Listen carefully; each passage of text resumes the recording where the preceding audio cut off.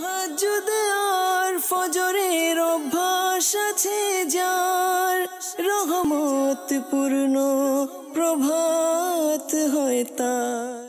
আলহামদুলিল্লাহি রাব্বিল আলামিন, আসসালাতু ওয়াসসালামু আলা সাইয়্যিদিল মুরসালিন, আম্মা বা'দু, ফাউযু বিল্লাহি মিনাশ শাইতানির রাজীম, বিসমিল্লাহির রহমানির রহিম। আসসালাতু ওয়াসসালামু আলাইকা ইয়া রাসূলুল্লাহ ওয়া আলা আলিকা ওয়া আসহাবিকা ইয়া হাবিবাল্লাহ। আসসালাতু ওয়াসসালামু আলাইকা ইয়া নবিয়াল্লাহ ওয়া আলা আলিকা ওয়া আসহাবিকা ইয়া নূরাল্লাহ। মাদানী চ্যানেলের দর্শক শ্রোতা, আলহামদুলিল্লাহ আর একবার উপস্থিত হয়েছি রহমতপূর্ণ প্রবাদ এই অনুষ্ঠানে। যে যেখান থেকে আমাদের অনুষ্ঠান দেখছেন, দূরে কিংবা কাছে, দেশে কিংবা প্রবাসে, সকল দর্শককে জানাই আন্তরিক মোবারকবাদ।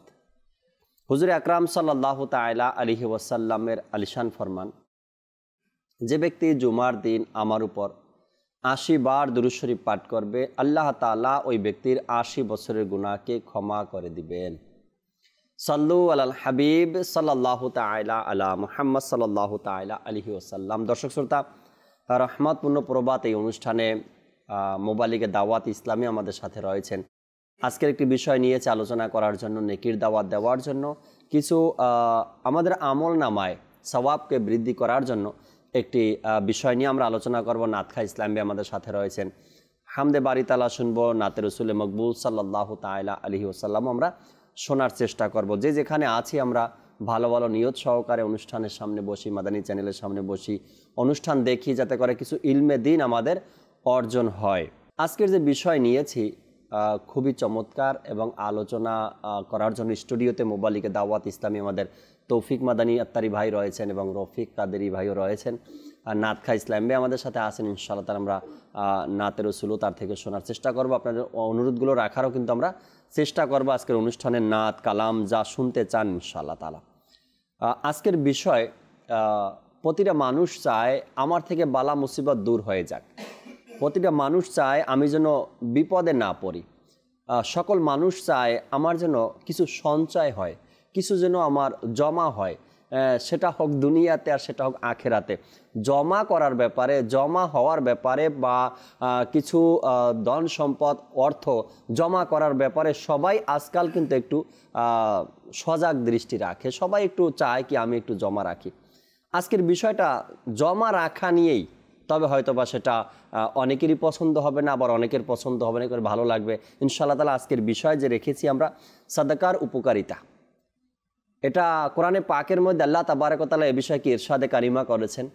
আর নবী পাক সাল্লাল্লাহু তাআলা আলাইহি ওয়াসাল্লাম হাদিসে মোবারকার মধ্যে সাদাকার বিষয় কি ইরশাদ করেছেন, সাহাবা একরাম এই সাদাকা নিয়ে কি আমল করেছেন, বা তাদের অবদান কতটুকু ছিল, আর সাদাকা ইসলামকে কতটুকু অগ্রসর করে বা কতটুকু প্রয়োজনীয়তা রয়েছে, এই বিষয়গুলো নিয়ে আজকের অনুষ্ঠানে আমরা আলোচনা করার চেষ্টা করব। দর্শক, আজকে অন্যান্য দিনের চাইতে একটু সময় আপনাদেরকে বেশি দেওয়ার চেষ্টা করব, একটু বেশি সময় আপনাদের সাথে কথা বলার চেষ্টা করব ইনশাআল্লাহ তাআলা।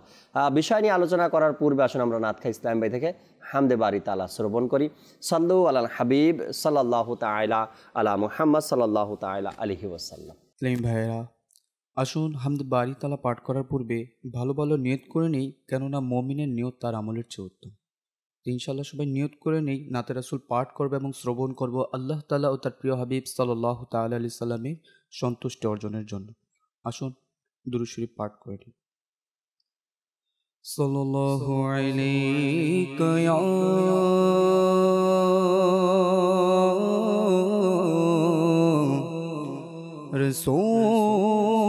রাসূলুল্লাহ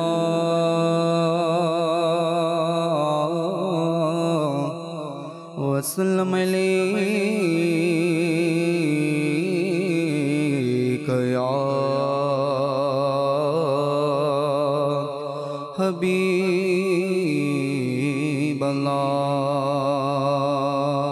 আল্লাহ আল্লাহ আল্লাহু আল্লাহ আল্লাহ আল্লাহু আল্লাহ আল্লাহ আল্লাহু আল্লাহ আল্লাহ আল্লাহু আল্লাহ আল্লাহ আল্লাহু আল্লাহ আল্লাহ আল্লাহু আল্লাহ আল্লাহ আল্লাহু আল্লাহ আল্লাহ আল্লাহু আল্লাহ আল্লাহ আল্লাহু আল্লাহ আল্লাহ আল্লাহু আল্লাহ আল্লাহ আল্লাহু আল্লাহ আল্লাহ আল্লাহ আল্লাহ আল্লাহ আল্লাহ আল্লাহ আল্লাহ আল্লাহ বিপদে ওগে খোদা তোমার প্রতি ভরসা বিপদে ওগে খোদা তোমার প্রতি ভরসা বিপদে ওগে খোদা তোমার প্রতি ভরসা বিপদে ওগে খোদা তোমার প্রতি ভরসা বান্দা রাখে সদা বান্দা রাখে সদা তোমার প্রতি ভরসা আল্লাহ আল্লাহ আল্লাহ গো আল্লাহ আল্লাহ আল্লাহ গো আল্লাহ আল্লাহ আল্লাহ গো আল্লাহ আল্লাহ আল্লাহ গো আল্লাহ আল্লাহ আল্লাহ গো আল্লাহ আল্লাহ আল্লাহ আল্লাহ আল্লাহ গো আল্লাহ আল্লাহ আল্লাহ গো কষ্টে নিপতিত দুঃখে জর্জরিত কষ্টে নিপতিত দুঃখে জর্জরিত কষ্টে নিপতিত দুঃখে জর্জরিত কষ্টে নিপতিত দুঃখে জর্জরিত যতই থাকুক না বেতা যত থাকুক না বেতা তোমার প্রতি ভরসা আল্লাহ আল্লাহ আল্লাহ গো আল্লাহ আল্লাহ আল্লাহ গো আল্লাহ আল্লাহ আল্লাহ গো আল্লাহ আল্লাহ আল্লাহ গো আল্লাহ আল্লাহ আল্লাহ গো আল্লাহ আল্লাহ আল্লাহ গো আল্লাহ আল্লাহ আল্লাহ গো আল্লাহ আল্লাহ আল্লাহ গো আল্লাহ আল্লাহ আল্লাহ গো আল্লাহ আল্লাহ আল্লাহ গো শত্রুরা কাছে এসে তারা চাই কষ্ট দিতে মওলা ইয়া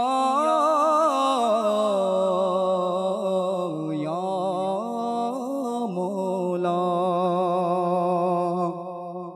শত্রুরা কাছে এসে তারা চাই কষ্ট দিতে শত্রুরা কাছে এসে তারা চাই কষ্ট দিতে শত্রুরা কাছে এসে তারা চাই কষ্ট দিতে শত্রুরা কাছে এসে তারা চাই কষ্ট দিতে কি করবো এখন খোদা কি করবো এখন খোদা তোমার প্রতি ভরসা আল্লাহ আল্লাহ আল্লাহ গো আল্লাহ আল্লাহ আল্লাহ গো আল্লাহ আল্লাহ আল্লাহ গো আল্লাহ আল্লাহ আল্লাহ গো আল্লাহ আল্লাহ আল্লাহ গো আল্লাহ আল্লাহ আল্লাহ গো আল্লাহ আল্লাহ আল্লাহ গো আল্লাহ আল্লাহ আল্লাহ গো আল্লাহ আল্লাহ আল্লাহ গো আল্লাহ আল্লাহ আল্লাহ গো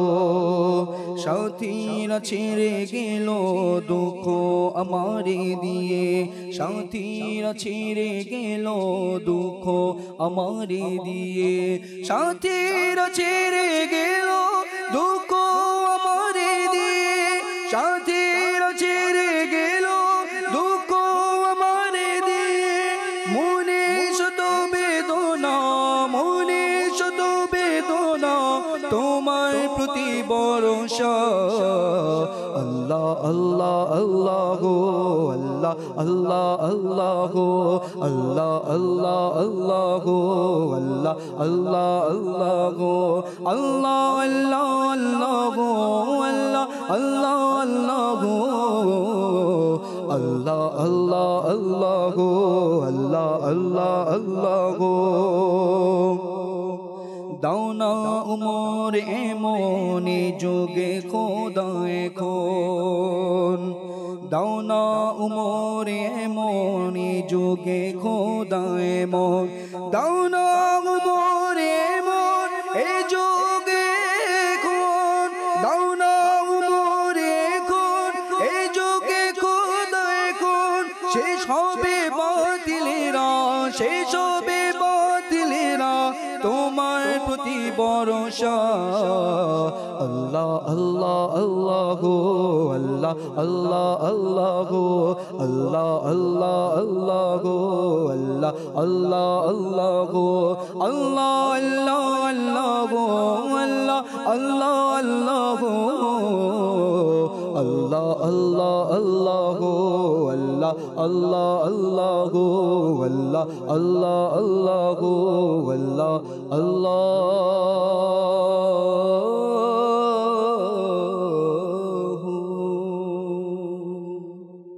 আল্লাহ মাশাআল্লাহ। মাদানী চ্যানেলের সাথে বসে আল্লাহ তাবারক ওয়া তাআলার জিকির, হামদ, প্রশংসা, আল্লাহ আল্লাহ কিছুক্ষণ সময় অতিবাহিত করার আমাদের সেই তৌফিক হয়েছে। আর যদি আমরা সবসময় মাদানী চ্যানেল দেখি, সর্বক্ষণ মাদানী চ্যানেলের সাথে থাকি, কখনো বা আল্লাহ তাআলার জিকির শুনবো, কখনো বা নবী পাক সাল্লাল্লাহু আলাইহি সাল্লামের সানাখানি নাতে রসুলে মকবুল সাল্লাল্লাহু আলাইহি সাল্লাম শুনবো, আবার কখনো বা আমরা কোরআনে পাকের তেলাওয়াত শুনবো, হাদিসে মোবারাকা শুনবো, দিন ইসলামের কথাগুলো আমরা শুনতে থাকবো মাদানী চ্যানেলের মাধ্যমে ইনশাআল্লাহ তাআলা। অবশ্যই নাতখা ইসলাম ভাইকে আমরা আবারও সময় দিব, আমরা নাতে রসুল সাল্লাল্লাহু আলাইহি সাল্লাম শুনবো, মানকাবাত শুনবো ইনশাআল্লাহ তাআলা। দর্শক শ্রোতা, যেহেতু আজকের বিষয় নেওয়া হয়েছে সাদাকার উপকারিতা, শুরুতে তৌফিক ভাইয়ের কাছে আসবো ইনশাআল্লাহ তাআলা। সাদাকার উপকারিতা সম্পর্কে, সাদকা নিয়ে কিছু মাদানী ফুল দিবেন, এরপরে রফিক ভাই আছেন, তার কাছ থেকে আমরা শুনবো ইনশাআল্লাহ তাআলা। তৌফিক ভাই কেমন আছেন আপনি? আলহামদুলিল্লাহি রাব্বিল আলামিন আলা কুল্লি হাল। আজকের যে বিষয় সাদাকা নিয়ে কিছু আলোচনা করব, শুরুতে দর্শকের উদ্দেশ্যে কিছু মাদানী ফুল।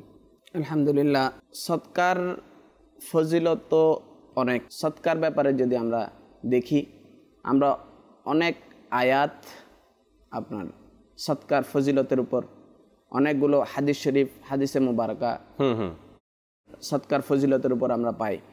এর মধ্যে প্রথমে একটি কোরআন মাজিদের আয়াত মাশাআল্লাহ আপনাকে উপস্থাপন করব।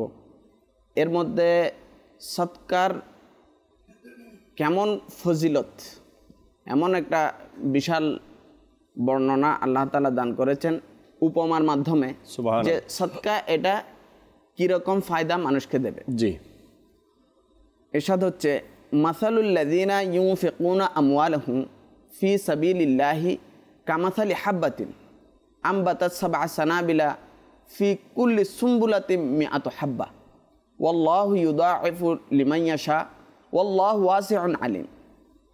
আল্লাহ তাআলা ইরশাদ করছেন, মাসালুল লাযিনা ইউনফিকুন, উদাহরণ তাদের যারা ব্যয় করে ফি সাবিলিল্লাহ, তাদের সম্পদ আল্লাহর রাস্তায়। মাশাআল্লাহ, এখানে আল্লাহর রাস্তা মানে আল্লাহ তাআলার আনুগত্যের মধ্যে জি নফল বা ফরজ যেই কাজের মধ্যে আল্লাহ তাআলা দান করার জন্য বলেছেন, তো এটা সদকায়ে ওয়াজিবা হতে পারে, যাকাত হতে পারে, কিংবা নফল হতে। কামাসালি হাব্বাতিন মিআতু আমবাতাত সাবআ সানামিলা ফি কুল্লি সুম্বুলাতিন মিআতু হাব্বা, একটি দানার মতো, এটার উদাহরণ একটি দানার মতো। আমবাতাত সাবআ সানাবিল, যে দানাটি 7টি শীষ তৈরি করে, আচ্ছা 7টি শীষ উদ্গত করে, ফি কুল্লি সুম্বুলাতিন, এবং প্রত্যেকটি শীষে থাকবে মিআতু হাব্বা, আল্লাহ 100টি করে দানা। সুবহানাল্লাহ সুবহানাল্লাহ। তো এটা যদি আমরা ক্যালকুলেশন করি, জি, তাহলে দেখব একটি দানা, যে একটি দানার মধ্যে 7টি শীষ, তাহলে আবার প্রত্যেক শীষের মধ্যে 100টি দানা, তার মানে 700। সুবহানাল্লাহ। একটা দানা সদকা, এটা যেন 700টি দানা। ওয়াল্লাহু ইউদাঈফু লিমান ইয়াশা, আল্লাহ তাআলা আরো বলছেন যে আল্লাহ তাআলা চাইলে এর চেয়েও বাড়িয়ে দিতে পারেন। সুবহানাল্লাহ সুবহানাল্লাহ। ওয়াল্লাহু ওয়াসিউন আলিম, আল্লাহ তাআলা প্রশস্ত এবং জ্ঞানী। সুবহানাল্লাহ। এখানে আরো বাড়িয়ে দিতে পারেন। এটার ব্যাখ্যায় তাফসীর সিরাতুল জিনানের মধ্যে একটি হাদিসে মুবারাকার সাহেব আনয়ন করেছেন, আখলিস দীনাকা ইয়াকফিকাল আমালুল কলিল, তোমার ইখলাসকে তুমি নিয়ে এসো, আখলিস দীনাকা, তোমার দিনকে তুমি মুখলিস করে নাও, একনিষ্ঠ করে নাও, ইয়াকফিকাল আমালুল কালিল, তোমার জন্য অল্প আমলই যথেষ্ট হবে। তো এখানে যার ইখলাস যত বেশি হবে দানের ক্ষেত্রে, যার ইখলাস যত বেশি হবে, তো আল্লাহ তাআলা চাইলে তার এই দানকে আল্লাহ তাআলা 700 গুণ এর চেয়েও আরো অনেক গুণে বাড়িয়ে দান করতে পারে। সুবহানাল্লাহ, সুবহানাল্লাহ। তো মুফতি সাহেব আরেকটা জিনিস বর্ণনা করেছেন, একটা হাদিসে মুবারাকা, যে হুজুর সাল্লাল্লাহু তাআলা আলাইহি ওয়াসাল্লাম ইরশাদ করছেন যে তোমরা যদি উহুদ সমান স্বর্ণ তোমরা দান করো, তাহলে এর সওয়াব আমার সাহাবীদের এক মুদ কিংবা অর্ধমুদ দান করার সমান হবে না। তার মানে তাদের ইখলাসের মাত্রা, তাদের ইখলাসের অবস্থা এরকম ছিল যে তাদের এই দান আমাদের স্বর্ণের পাহাড় দানের চেয়ে অনেক গুণ এগিয়ে গেল। সুবহানাল্লাহ। তাহলে ইখলাস এটা এমন একটা বিষয়, এর মধ্যে আরেকটা বিষয়, এটা যদি আরো তাৎপর্যপূর্ণ সময়ে দেওয়া হয় তাহলে এটার গুণ আরো বেড়ে যায়। তার কারণ হলো জুমার দিনে আল্লাহ তাবারক ওয়া তাআলা অন্যান্য দিনের সরদার বানিয়েছেন, আর জুমার দিনে অন্যান্য দিনের আমলের চাইতে জুমার দিনের আমলের ফজিলত বাড়িয়ে দিয়েছেন, অনেক বেশি করে দিয়েছেন।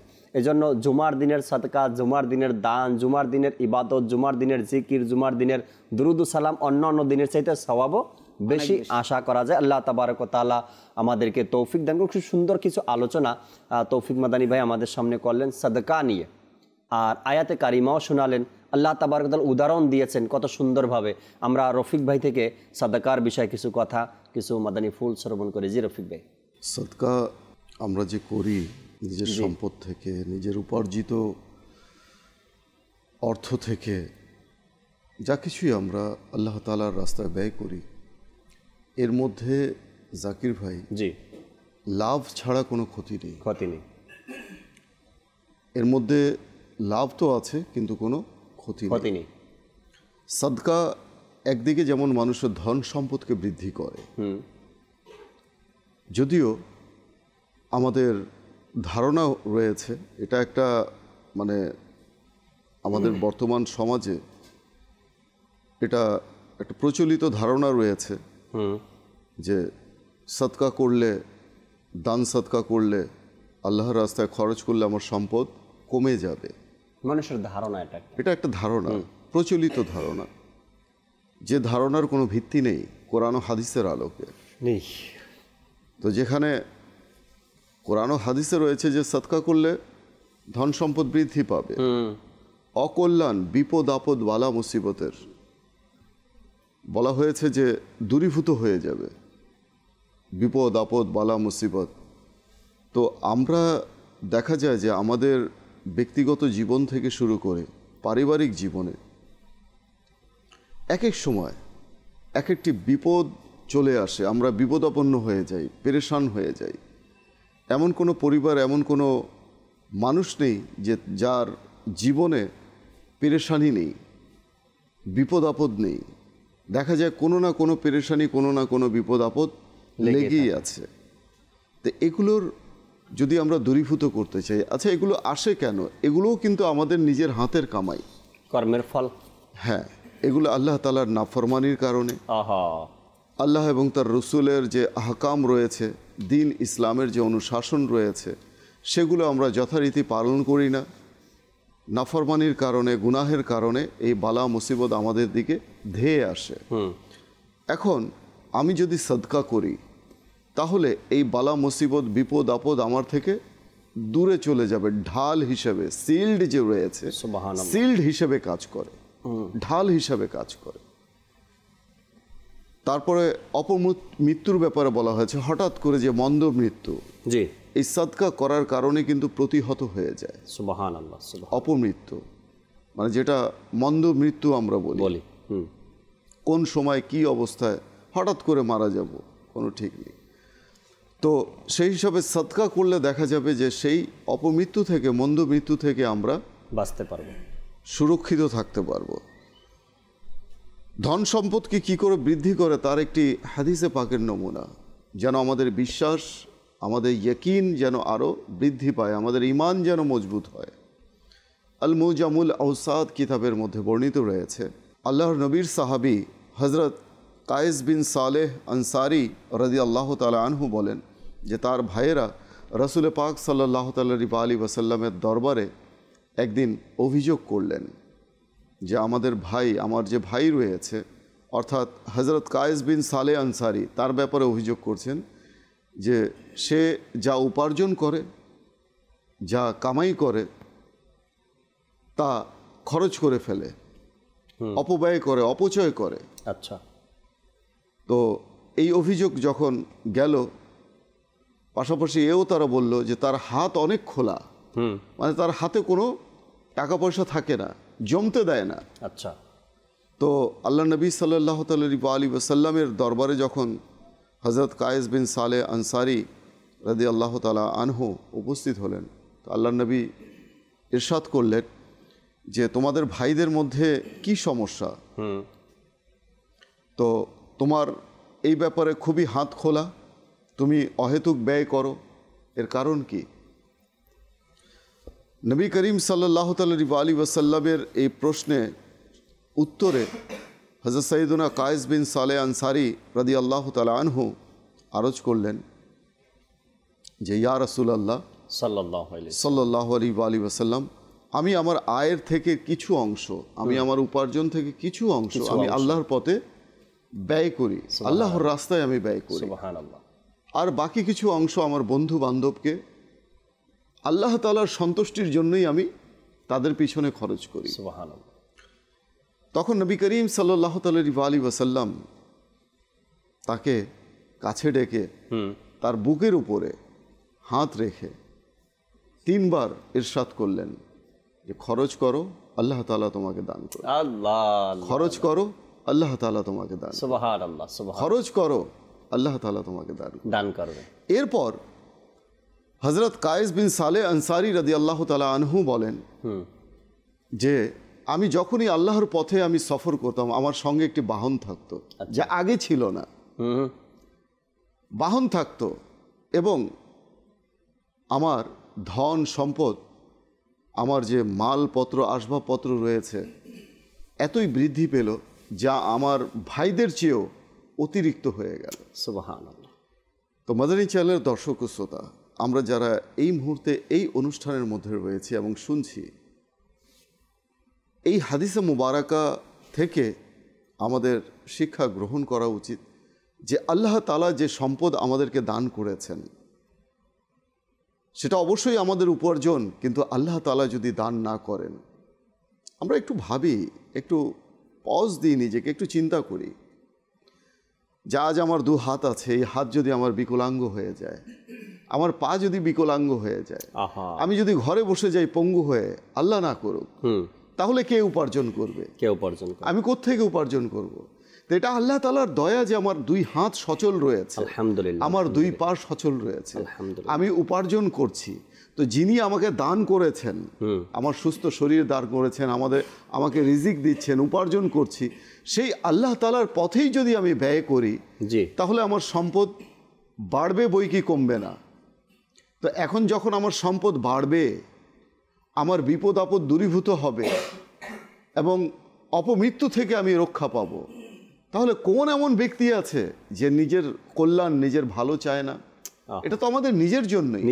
কোরআনে পাকে আল্লাহ তাআলা ইরশাদ করে, দেখুন, আল্লাহ তাআলা সূরা বাকারার 2 ও 3 নং আয়াতে ইরশাদ করছেন, কনজুল ইমানের অনুবাদ, তাতে হিদায়াত রয়েছে খোদাভীতি সম্পন্নদের জন্য, তারাই যারা না দেখে ঈমান আনে, নামাজ কায়েম রাখে এবং আমার দেয়া জীবিকা থেকে আমার পথে ব্যয় করে।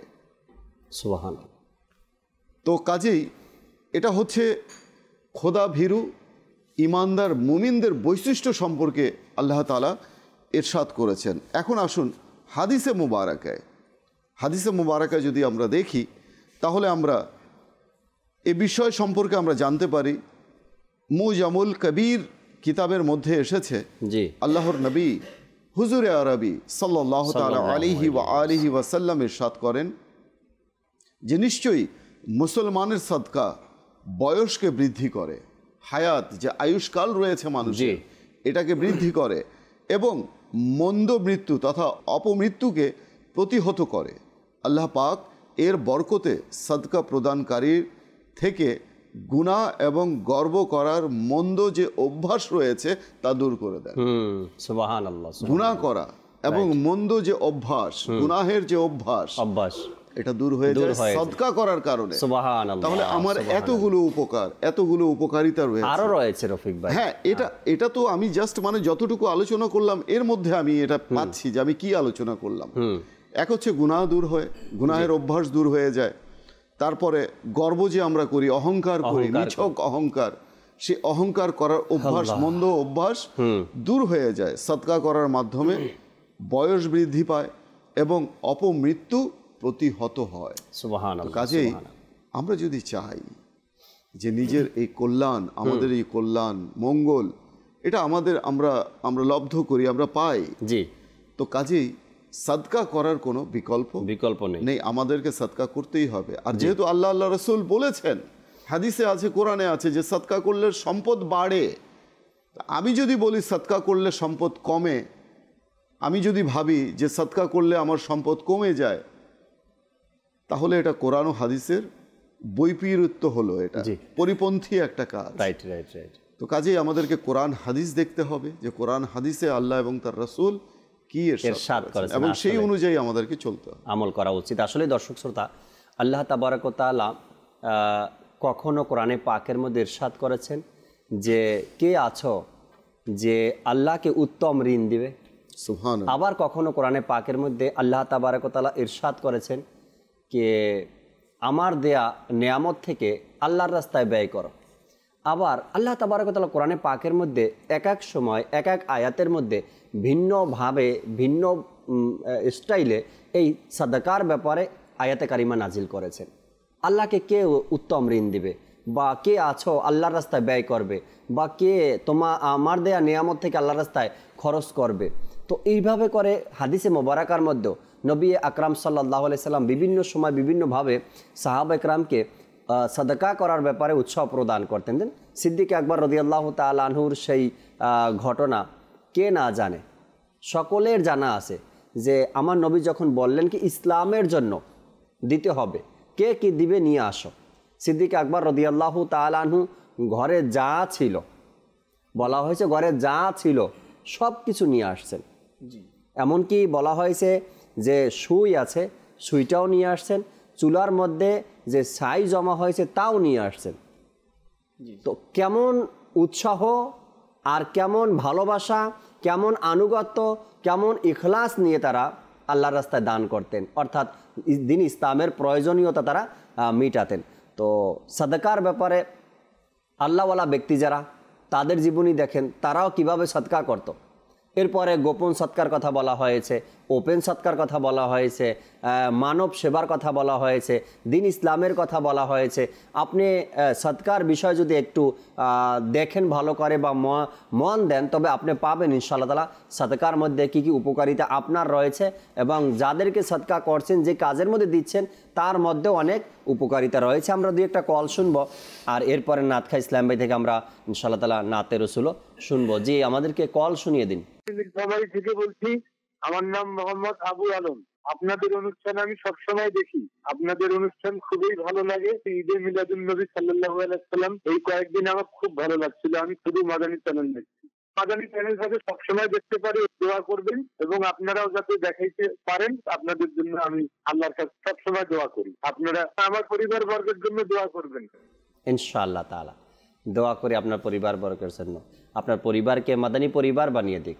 মাদানী চ্যানেলের মাধ্যমে যেন ঘরের মধ্যে পর্দা শুরু হয়ে যায়, নামাজ শুরু হয়ে যায়, ছোট ছোট বাচ্চারা বড়রা সবাই যেন আশেকে রসুল হয়ে যায়, তাহাজ্জুদ গুজারি হয়ে যায়। আল্লাহ তাআলা যেন আলিম বানিয়ে দেয় আপনার ঘরের মধ্যে, দোয়া করি। পরবর্তী কল দেন। আমি নারায়ণগঞ্জ জেলা থেকে বলছি, নাফিউ আহমেদ। আমি কি গজল শুনতে চাই। মাশাআল্লাহ, শোনাবো, সাথে থাকুন। পরবর্তী কল। বলছিলাম, আমার নাম মোহাম্মদ শামসুদ্দিন। আপনাদের মাদানী চ্যানেল দেখছি, অনেক ভালো লাগছে। আমাদের পরিবার সবাই দেখে। আপনারা যে হাদিসের কথা বলেন আমাদের কাছে অনেক ভালো লাগে।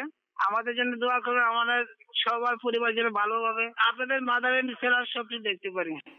মাশাআল্লাহ, আল্লাহ তাবারক ওয়া তাআলা কবুল করেনি। সঙ্গে থাকবেন, সাথেই থাকবেন। আমরা একটি নাতে রাসূলে মকবুল সাল্লাল্লাহু আলাইহি সাল্লাম শ্রবণ করি, এরপর ইনশাআল্লাহ তাআলা আবারও আলোচনা করব সাদাকার উপকারিতা নিয়ে ইনশাআল্লাহ তাআলা। সাল্লু আলাল হাবিব সাল্লাল্লাহু তাআলা আলা মুহাম্মদ সাল্লাল্লাহু তাআলা আলাইহি ওয়াসাল্লাম।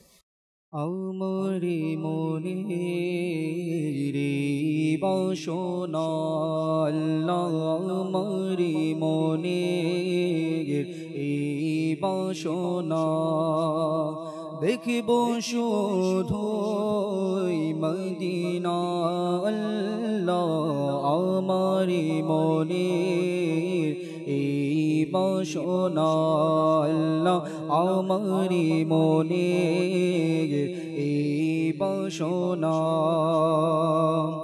লাগছে মন হয়তো নবী ডাকবে মদিনায় মোরে, লাগছে মন হয়তো নবী ডাকবে মদিনায় মোরে, গিয়ে থায় হৃদয় ব্যথায় আল্লাহ, গিয়ে থায় হৃদয় ব্যথা দেখাবো আমি তারে আল্লাহ, আমারি মনে এই বাসনা দেখিব শুধু মদিনা আল্লাহ, আমারি মনে এই বাসনা তিনি যদি চান দিবেন মন দয়ার নজর মোর প্রাণে, তিনি যদি চান দিবেন মন দয়ার নজর মোর প্রাণে, চোখের ধারায় বইবে নদী আল্লাহ, চোখের ধারায় বইবে নদী, হয়তো বিরহ ভারে আল্লাহ, আমারি মনে এই বাসনা দেখিব সোনার মদিনা আল্লাহ, আমারি মনে এই বাসনা প্রেমের স্রোত নেই তো চোখে মন যে পাথর হয়েছে, প্রেমের স্রোত নেই তো চোখে মন যে পাথর হয়েছে, ইশকে কত হবে মন আল্লাহ, ইশকে কত হবে মন, দয়া যদি হয় মোর পানে আল্লাহ, আমারি মনে এই বাসনা আল্লাহ, আমারি মনে এই বাসনা, ভাগ্যে যদি লেখা থাকে হয় এমন সৌভাগ্য আমার, ভাগ্যে যদি লেখা থাকে হয় এমন সৌভাগ্য আমার, ঘুমিয়ে যাব চিরতরে আল্লাহ, ঘুমিয়ে যাব চিরতরে, প্রিয় নবী দুয়ারে আল্লাহ আমারে মনে এই বাসনা আল্লাহ আমারে মনে রে বাসনা মরণ যেন হয় গো আমার সবুজ গম্বুজের নিচে ইয়া রাসূলুল্লাহ ইয়া হাবিবাল্লাহ মরণ যেন হয় গো আমার সবুজ গম্বুজের নিচে মরণ যেন হয় গো আমার সবুজ গম্বুজের নিচে ঘুরবো কত ধারে ধারে আল্লাহ ঘুরবো কত ধারে ধারে শাহী সে দরবার ছেড়ে আল্লাহ আমারে মনে এই বাসনা আল্লাহ আমারে মনে এই বাসনা হাসরের মাঠে নিজেকে আমি রাগব ধরে কে মনে হাসরের মাঠে নিজেকে আমি রাগব ধরে কে মনে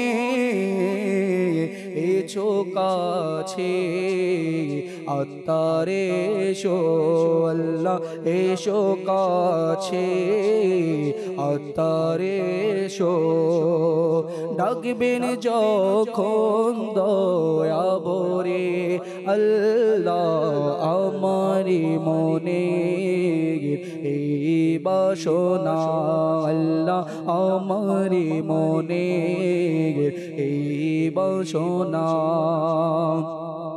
দেখব সোনার মদিনা আল্লাহ আমারি মনে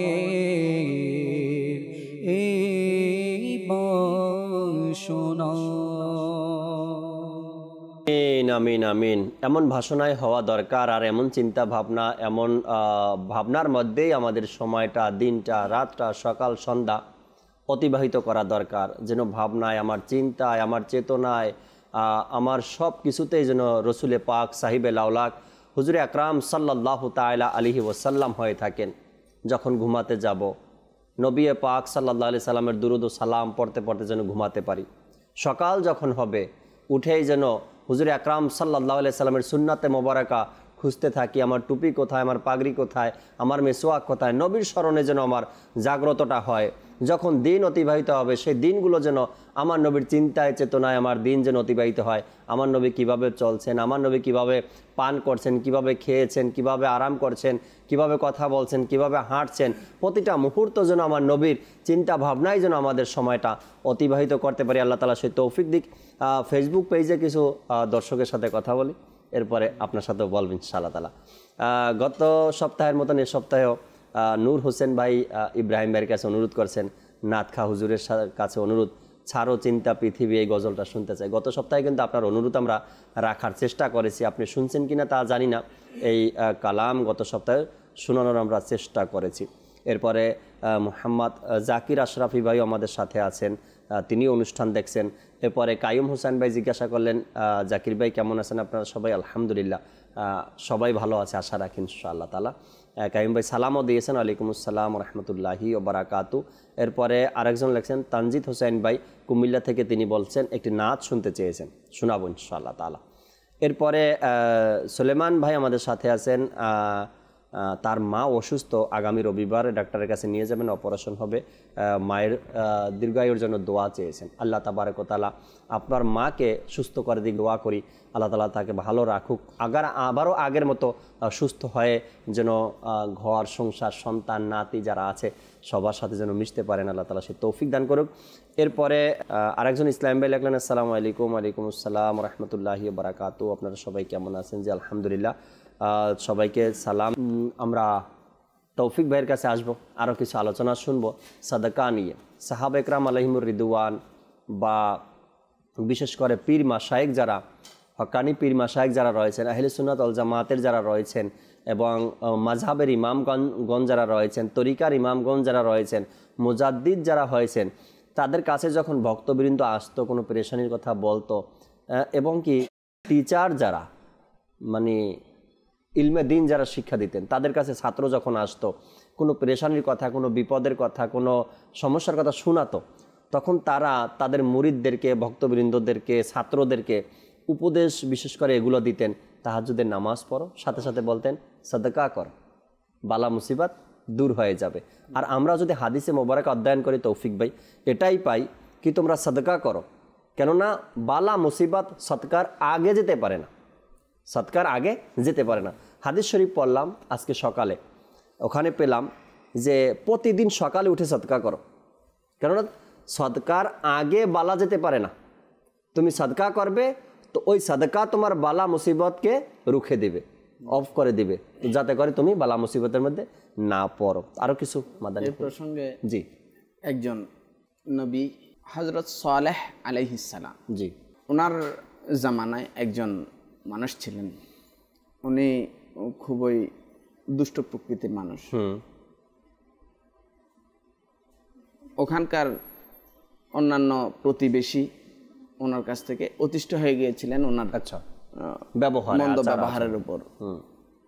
তো শেষ পর্যন্ত তারা নবী আলাইহিস সালাম এর দরবারে আসলেন, হযরত সালেহ আলাইহিস সালামের দরবারে, আর আরজ করলেন, হুজুর এনার কারণে আমরা তো এখন অতিষ্ঠ হয়ে গেছি, আপনি এনার জন্য বদদোয়া করুন যেন সে ধ্বংস হয়ে যায়।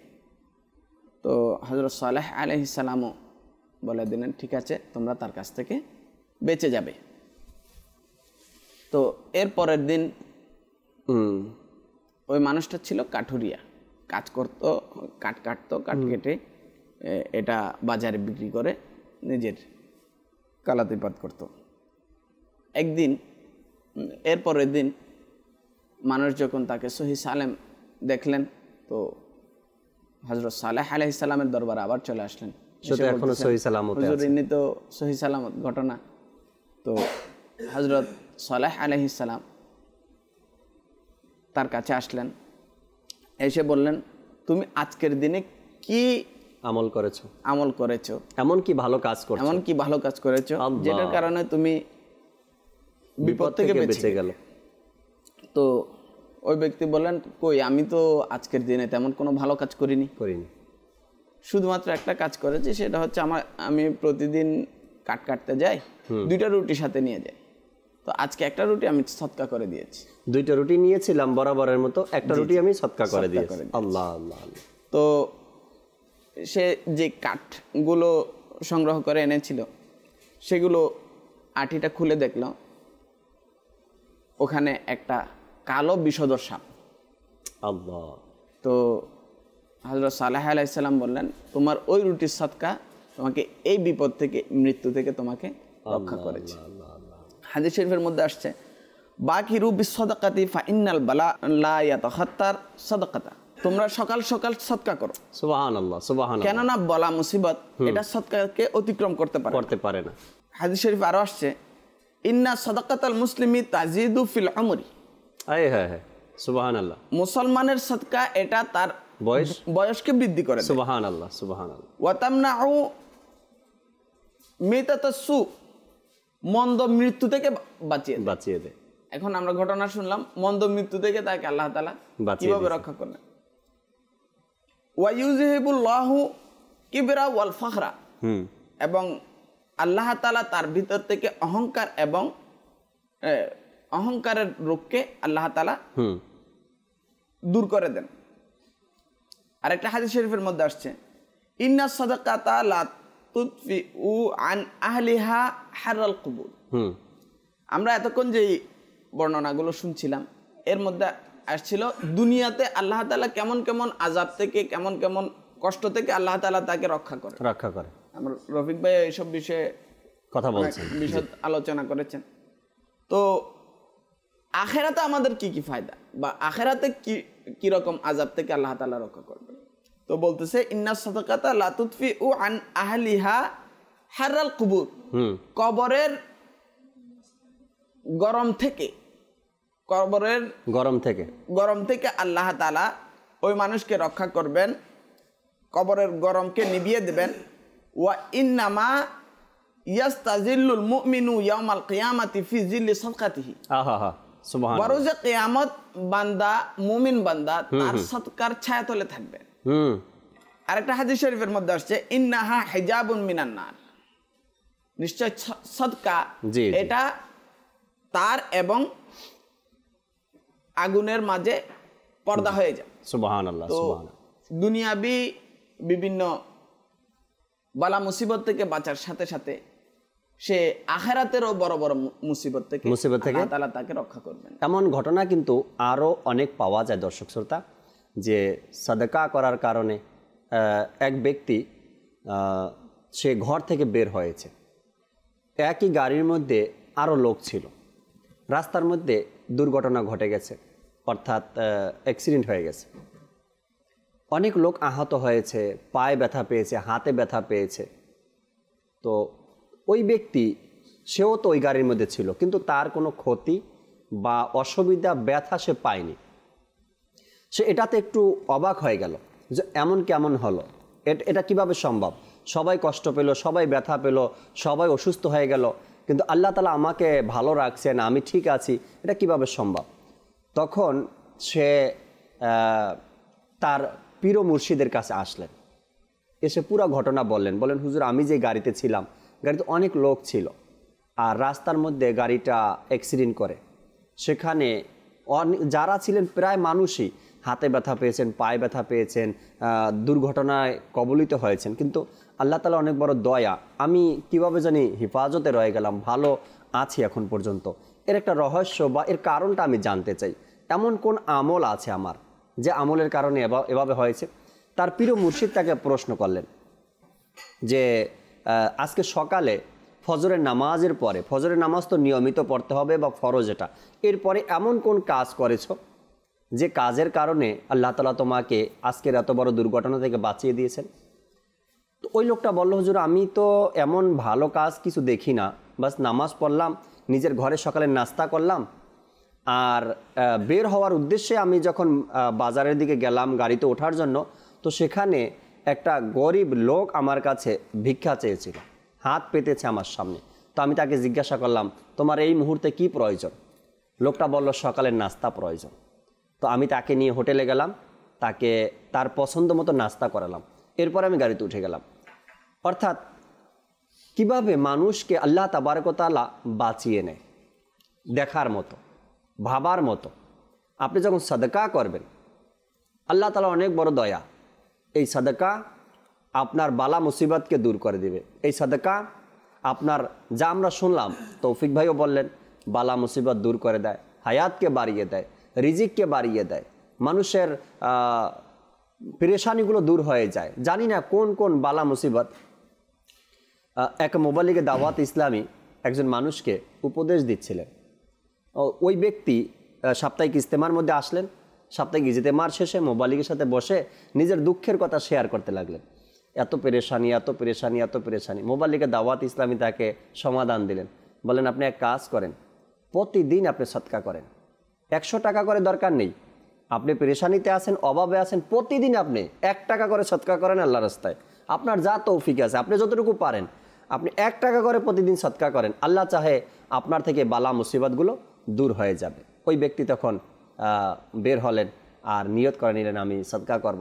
অনেক দিন পরে আবার আসলেন, এসে মোবালিগে দাওয়াত ইসলামীকে বললেন কি আল্লাহ তাআলার দয়া কি আপনার দেয়া এই উপদেশটা আমি মেনে চলার চেষ্টা করছি, আজ পর্যন্ত এর উসিলায় আমি ভালো আছি, আগের মতো সে পেরেশানি নেই। আমরা যারা অভিভাবক যারা রয়েছি, মা বাবা যারা রয়েছি সমাজের মধ্যে, জি, আমাদের সন্তানের যে ভবিষ্যৎ রয়েছে এটা আমাদেরকে বড়ই চিন্তিত করে রাখে যে এরা, আমরা তো মরে যাব, চলে যাব দুনিয়া থেকে, কিন্তু আমার সন্তানের কি হবে, সন্তানের ভবিষ্যৎ, সন্তানের যে ফিউচার রয়েছে, সন্তান কিভাবে তার ভবিষ্যৎকে দাঁড় করাবে, কিভাবে সে স্বাবলম্বী হবে, কিভাবে তার আয় উন্নতি হবে যদি তার জন্য কিছু সঞ্চয় রেখে না যায়। এই চিন্তাটা কিন্তু প্রতিটা অভিভাবক, প্রতিটা মা বাবাকেই কিন্তু চিন্তিত করে রাখে।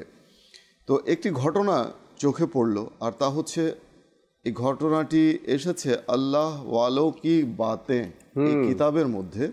ঘটনাটা এমনই একটা ঘটনা যাতে করে ওই সকল অভিভাবক যারা সন্তান সন্ততিকে নিয়ে চিন্তিত এবং তাদের জন্য সঞ্চয় করে রাখেন, এক একটি টাকা জমিয়ে রাখে, নিজে না খেয়ে জমিয়ে রাখে, সঞ্চয় করে রাখে, আল্লাহর রাস্তায় ব্যয় করা থেকে নিজেকে বঞ্চিত করে রাখে, ওই সকল অভিভাবকদের জন্য হজরত আউন বিন আবদুল্লাহ রহমতুল্লাহি তাআলা আলাইহি তিনি তাবেই বুজুর্গ ছিলেন।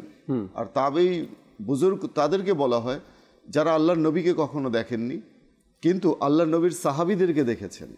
সুবহানাল্লাহ। তো তাবেই বুজুর্গ ছিলেন, তিনি সম্পূর্ণ মনোযোগ সহকারে আল্লাহ পাকের জিকির করতেন। যখনই জিকির করতেন খুব মনোযোগ সহকারে, একনিষ্ঠভাবে। আর তার এক বৈশিষ্ট্য ছিল তার স্বভাবের মধ্যে, তা ছিল ধনীদের থেকে দূরে থাকা, যারা মালদার ব্যক্তি তাদের থেকে দূরে থাকা। এটা বুজুর্গানে কেরামের একটি মহান চরিত্রের একটি বৈশিষ্ট্য। আরেকটি বৈশিষ্ট্য লক্ষ্য করা যায় তার চরিত্রে, তা ছিল যে তিনি ধনী গরিবদের, তিনি গরিবদের সাথে, যারা নিঃস্ব ব্যক্তি, গরিব, দরিদ্রতার মধ্যে যারা রয়েছে তাদের সাথে তিনি উত্তম আচরণ করতেন, বিনয়ী এবং খুব বিনম্রভাষী ছিলেন, মিষ্টভাষী ছিলেন। সুবহানাল্লাহ।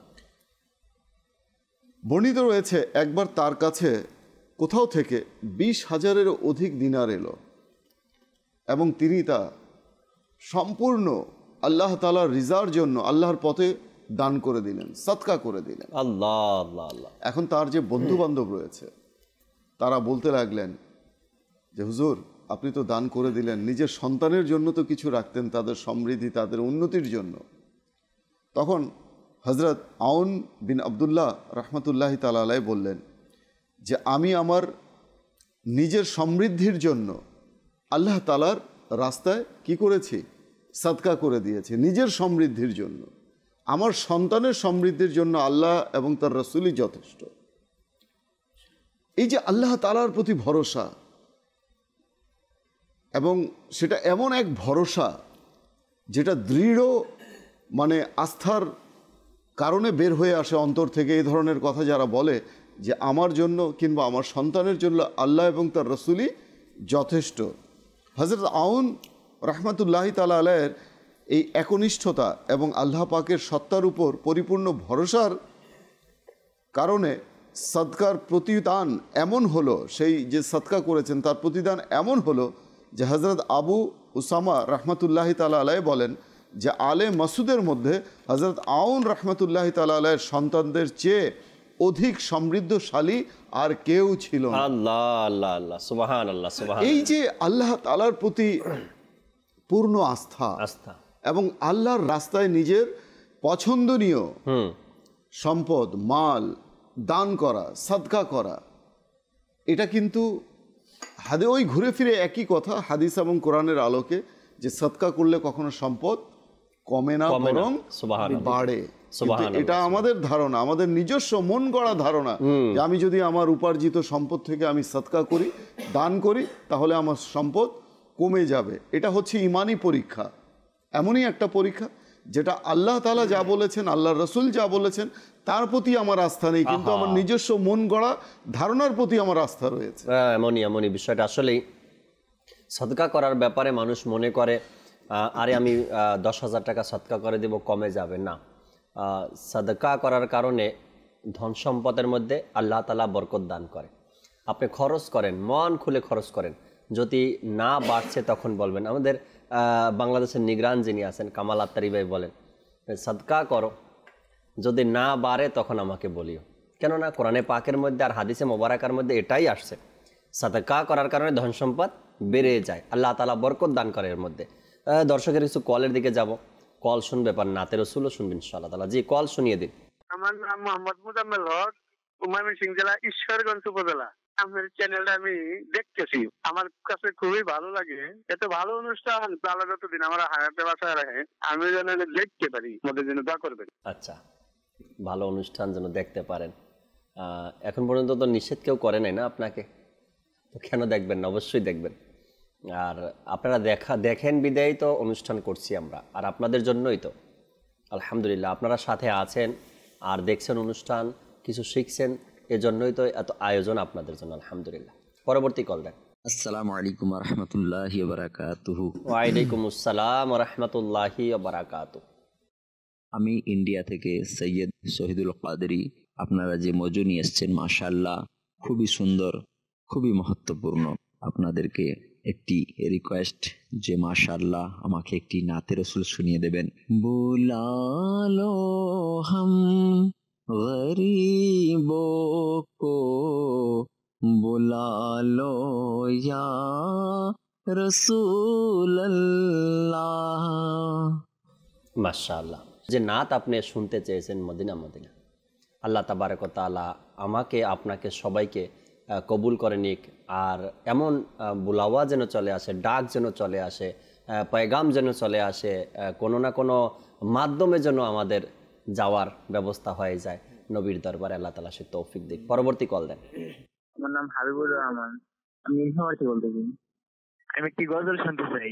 গজলটি হলো কিরো মদিনা দূরে যাব কেমন করে। ইনশাআল্লাহ তাআলা শোনাবো। পরবর্তী কল দেন। আমার নাম সাদিয়া হিসি, আমি পঞ্চায়েত কাউন্সিলর থেকে আরেক করছি।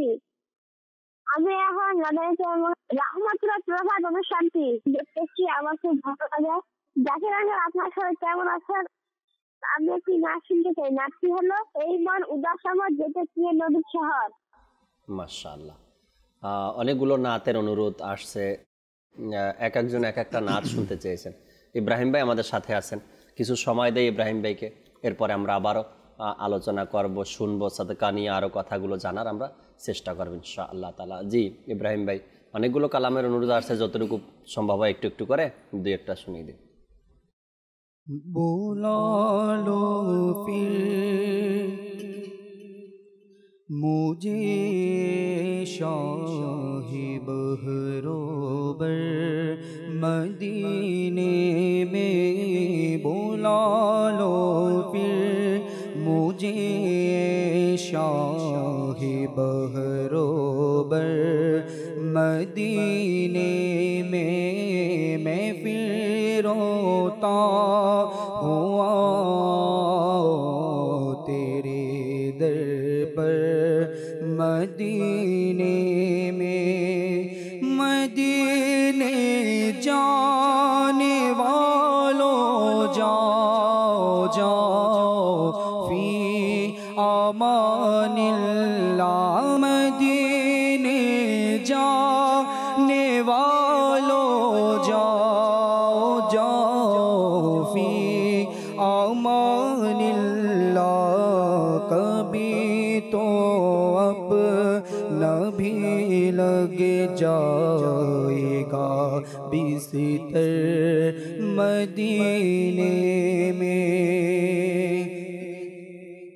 बुला लो हमें गरीबों को, बुला लो या रसूल अल्लाह, बुला लो हमें गरीबों को, बुला लो या रसूल अल्लाह, पाए सबीर ओ सबर फातिमा हैदर मदीने में, पाए सबीर ओ सबर फातिमा हैदर मदीने में, मदीना में सीना हो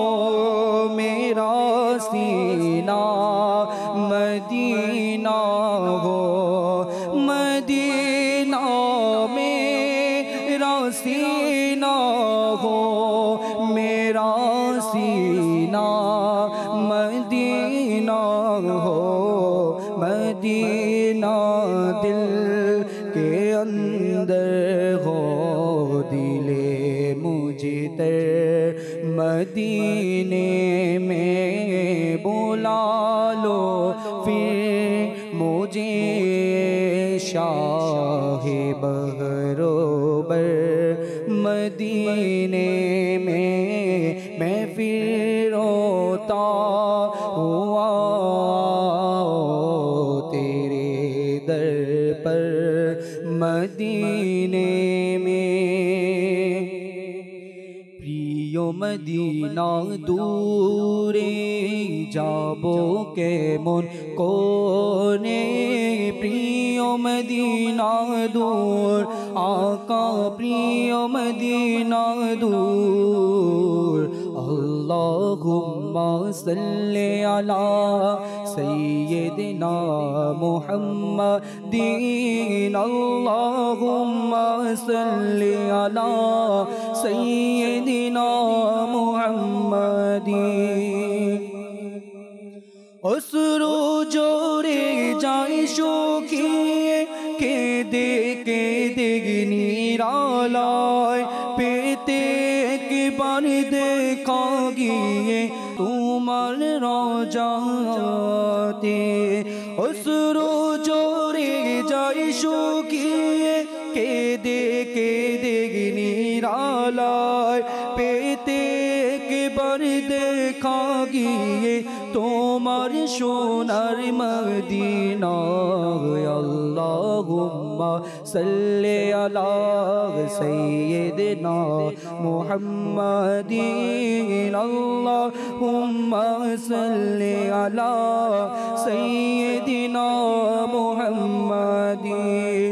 ও মাঝে ভাই একটু দাঁড়াও, সাথে লয়ে যাও আমায়, গরিবি আমি যাব কিরু প্রিয় নবীর রওয়াজায়। ও মা জীবা একটু দাঁড়াও, সাথে লয়ে যাও আমায়, গরিবি আমি যাব কিরু প্রিয় নবীর রওয়াজায়। হৃদয় জুড়ে একই ধ্বনি, হৃদয় জুড়ে একই ধ্বনি, যাব আমি মদিনায়, তার চরণে মরব আমি, মরব না কবাংলায়।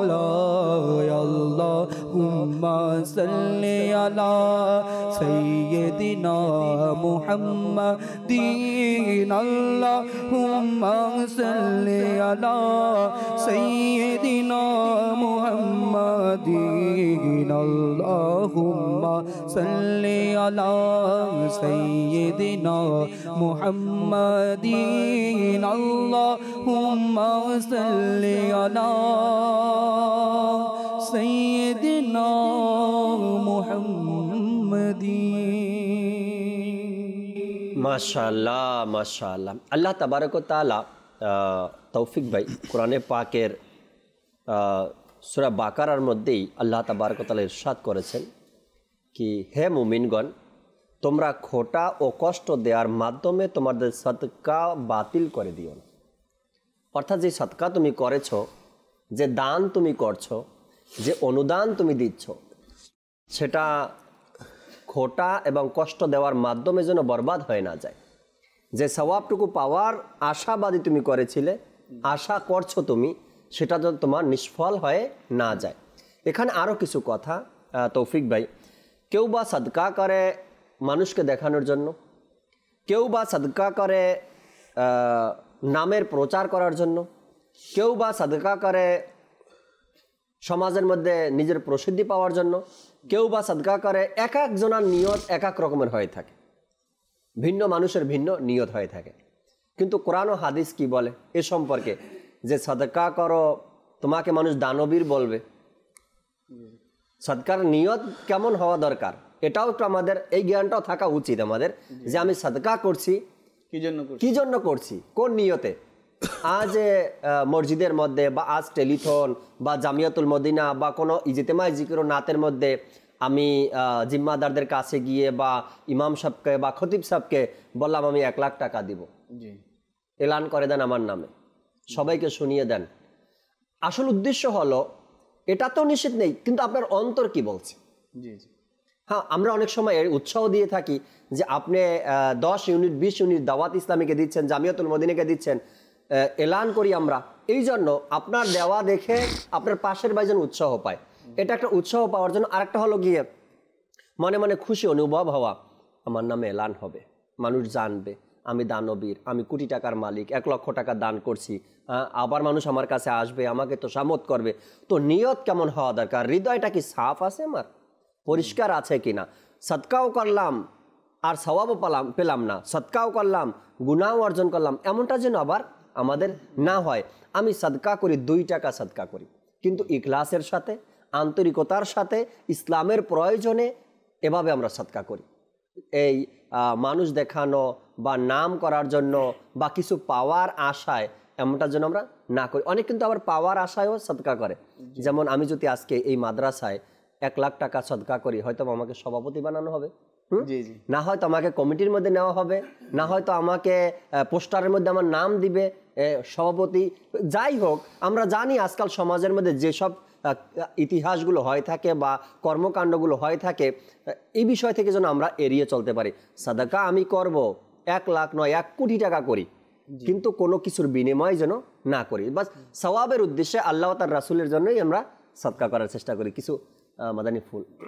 তো সদকার নিয়ত তো অবশ্যই আল্লাহ এবং আল্লাহ রাসূলের সন্তুষ্টির জন্য হতে হবে। হাদিস শরীফ আমরা বারবার শুনে থাকি, ইন্নামাল আমালু বিন্নিয়াত। জি, নিয়তের যে আমরা যত কর্মই করি না কেন, এটার সওয়াব তার নিয়তের উপরে নির্ভরশীল। তো আমাদের নিয়ত মুখলিস হতে হবে। এটার জন্য বলা হয়েছিল আখলিস দিনাকা ইয়াকফিকাল আমালুল কলিল, তোমার অল্প আমলই তোমার নাজাতের জন্য যথেষ্ট হবে যদি তোমার আমলের মধ্যে ইখলাস থাকে। তো আরেকজনকে কষ্ট দেওয়া, আমি সদকা করেছি, সদকা করার পরে তাকে খোটা দেওয়া যে তোকে তো আমি এটা দিয়েছি এটা দিয়েছি, এটার ব্যাপারে তো এভাবে বলা হয়েছে যে একটা পাথরের মতো, মানে যে পাথরের মধ্যে কিছু ছিল আর মুষলধারে বৃষ্টির মাধ্যমে ওই পাথরটা যেভাবে সাফ হয়ে যায় সেভাবে আপনি নেকি শূন্য হয়ে যাবেন খোটার মাধ্যমে। আল্লাহ আল্লাহ আল্লাহ। তো খোটা থেকে অবশ্যই বেঁচে থাকতে হবে। সাথে সাথে এইসব মুরাওয়াত, রিয়া বা বিভিন্ন শহরত অর্জন, এগুলো থেকে আমাদেরকে অবশ্যই বেঁচে থাকতে হবে। আপনি যদি একটা হাদিস শরীফে এরকমও রয়েছে, যারা সদকাকারী তাদেরকে কিয়ামতের দিন ডাকা হবে এবং এদেরকে বলা হবে তুমি কি জন্য সদকা করেছিলে। তো তারা বলবে যে আমি তো দুনিয়াতে সদকা করেছিলাম তোমার সন্তুষ্টি অর্জনের জন্য, আল্লাহর সন্তুষ্টি অর্জনের জন্য। কিন্তু আল্লাহ তাআলা বলবেন না, তুমি চেয়েছিলে দুনিয়ার মধ্যে তোমার শহরত হবে, সবাই জানবে তুমি দানবীর, তো তোমাকে সেটা দুনিয়ার মধ্যে দান করে দেওয়া হয়েছে, তোমাকে দিয়ে দেওয়া হয়েছে, এখন তোমার আখিরাতে তোমার জন্য কিছুই নেই। তো আমরা সদকাও করলাম আর আখিরাতে কিছুই পেলাম না, তাহলে এটার জন্য তো আমাদের অবশ্যই এহতেরাজ করতে, বেঁচে থাকতে হবে যেন আমরা এটার পরিপূর্ণ সওয়াব আল্লাহ তাআলার আবার কাছে আশা করি। আবার কিন্তু সূরা আল ইমরানের মধ্যে আল্লাহ তাবারক ওয়া তাআলা ইরশাদ করেছেন, তোমরা সওয়াব পাবে না, তোমরা প্রতিদান পাবে না যতক্ষণ পর্যন্ত নিজের ভালোবাসার জিনিস, নিজের পছন্দের জিনিস সদকা না করো। এই বিষয়টা আমাদের খেয়াল রাখা উচিত। আল্লাহ তাআলা ইরশাদ করে দিয়েছেন, তোমরা সদকা করবে আমার রাস্তায়, আমার রাস্তায় সদকা করবে, কিন্তু তোমার ভালোবাসার জিনিস, তোমার পছন্দের জিনিস, ভালো যেটা, এটাকে তুমি সদকা করো। ফালানো জিনিসটা কাজে লাগবে না এমনটা সদকা করিও না। আপনার প্রথমের যে জিনিসটা, এটার মধ্যে একটা জিনিস যেটা ফুটে উঠেছে সেটা হচ্ছে গোপনে সদকা করা। গোপনে সদকার ব্যাপারে তো অনেক ফজিলত রয়েছে। এর মধ্যে একটা সবচেয়ে গুরুত্বপূর্ণ যে বিষয়টা সেটা হচ্ছে রিওয়ায়াতের মধ্যে 7টা মানুষকে আল্লাহ তাআলা বরোজে কিয়ামত আরশের ছায়া দান করে, সুবহানাল্লাহ, বলা হয়েছে যে আরশের ছায়া যারা পাবে 7 জন মানুষকে দান করবে, যেদিন আল্লাহ তাআলার আরশ ছাড়া কারো ছায়া থাকবে না বা কিছুর ছায়া থাকবে না। তো এর মধ্যে একজন বলা হয়েছে যে মানুষ এমন গোপনে দান করে যে তার ডান হাত তো সদকা করলো কিন্তু বাম হাত খবর পেল না, বাম হাত জানে, তার মানে অতি গোপনে সে সদকা করলো, এমনকি যাকে সদকা করছে ও জানে না। এরকমও আলহামদুলিল্লাহ দাওয়াত ইসলামের মাদানী পরিবেশও হয়ে থাকে যে একটা ইসলামী ভাই দান করেছেন আর একটা ইসলামী ভাই পেয়ে গেছেন, কিন্তু কে দান করেছে কে পেয়েছে দানকারীও জানে না, আবার যে পেয়েছে সেও জানে না, আর দুজনের ইজ্জতও বহাল রইল আর প্রয়োজনও ফুরিয়ে গেল।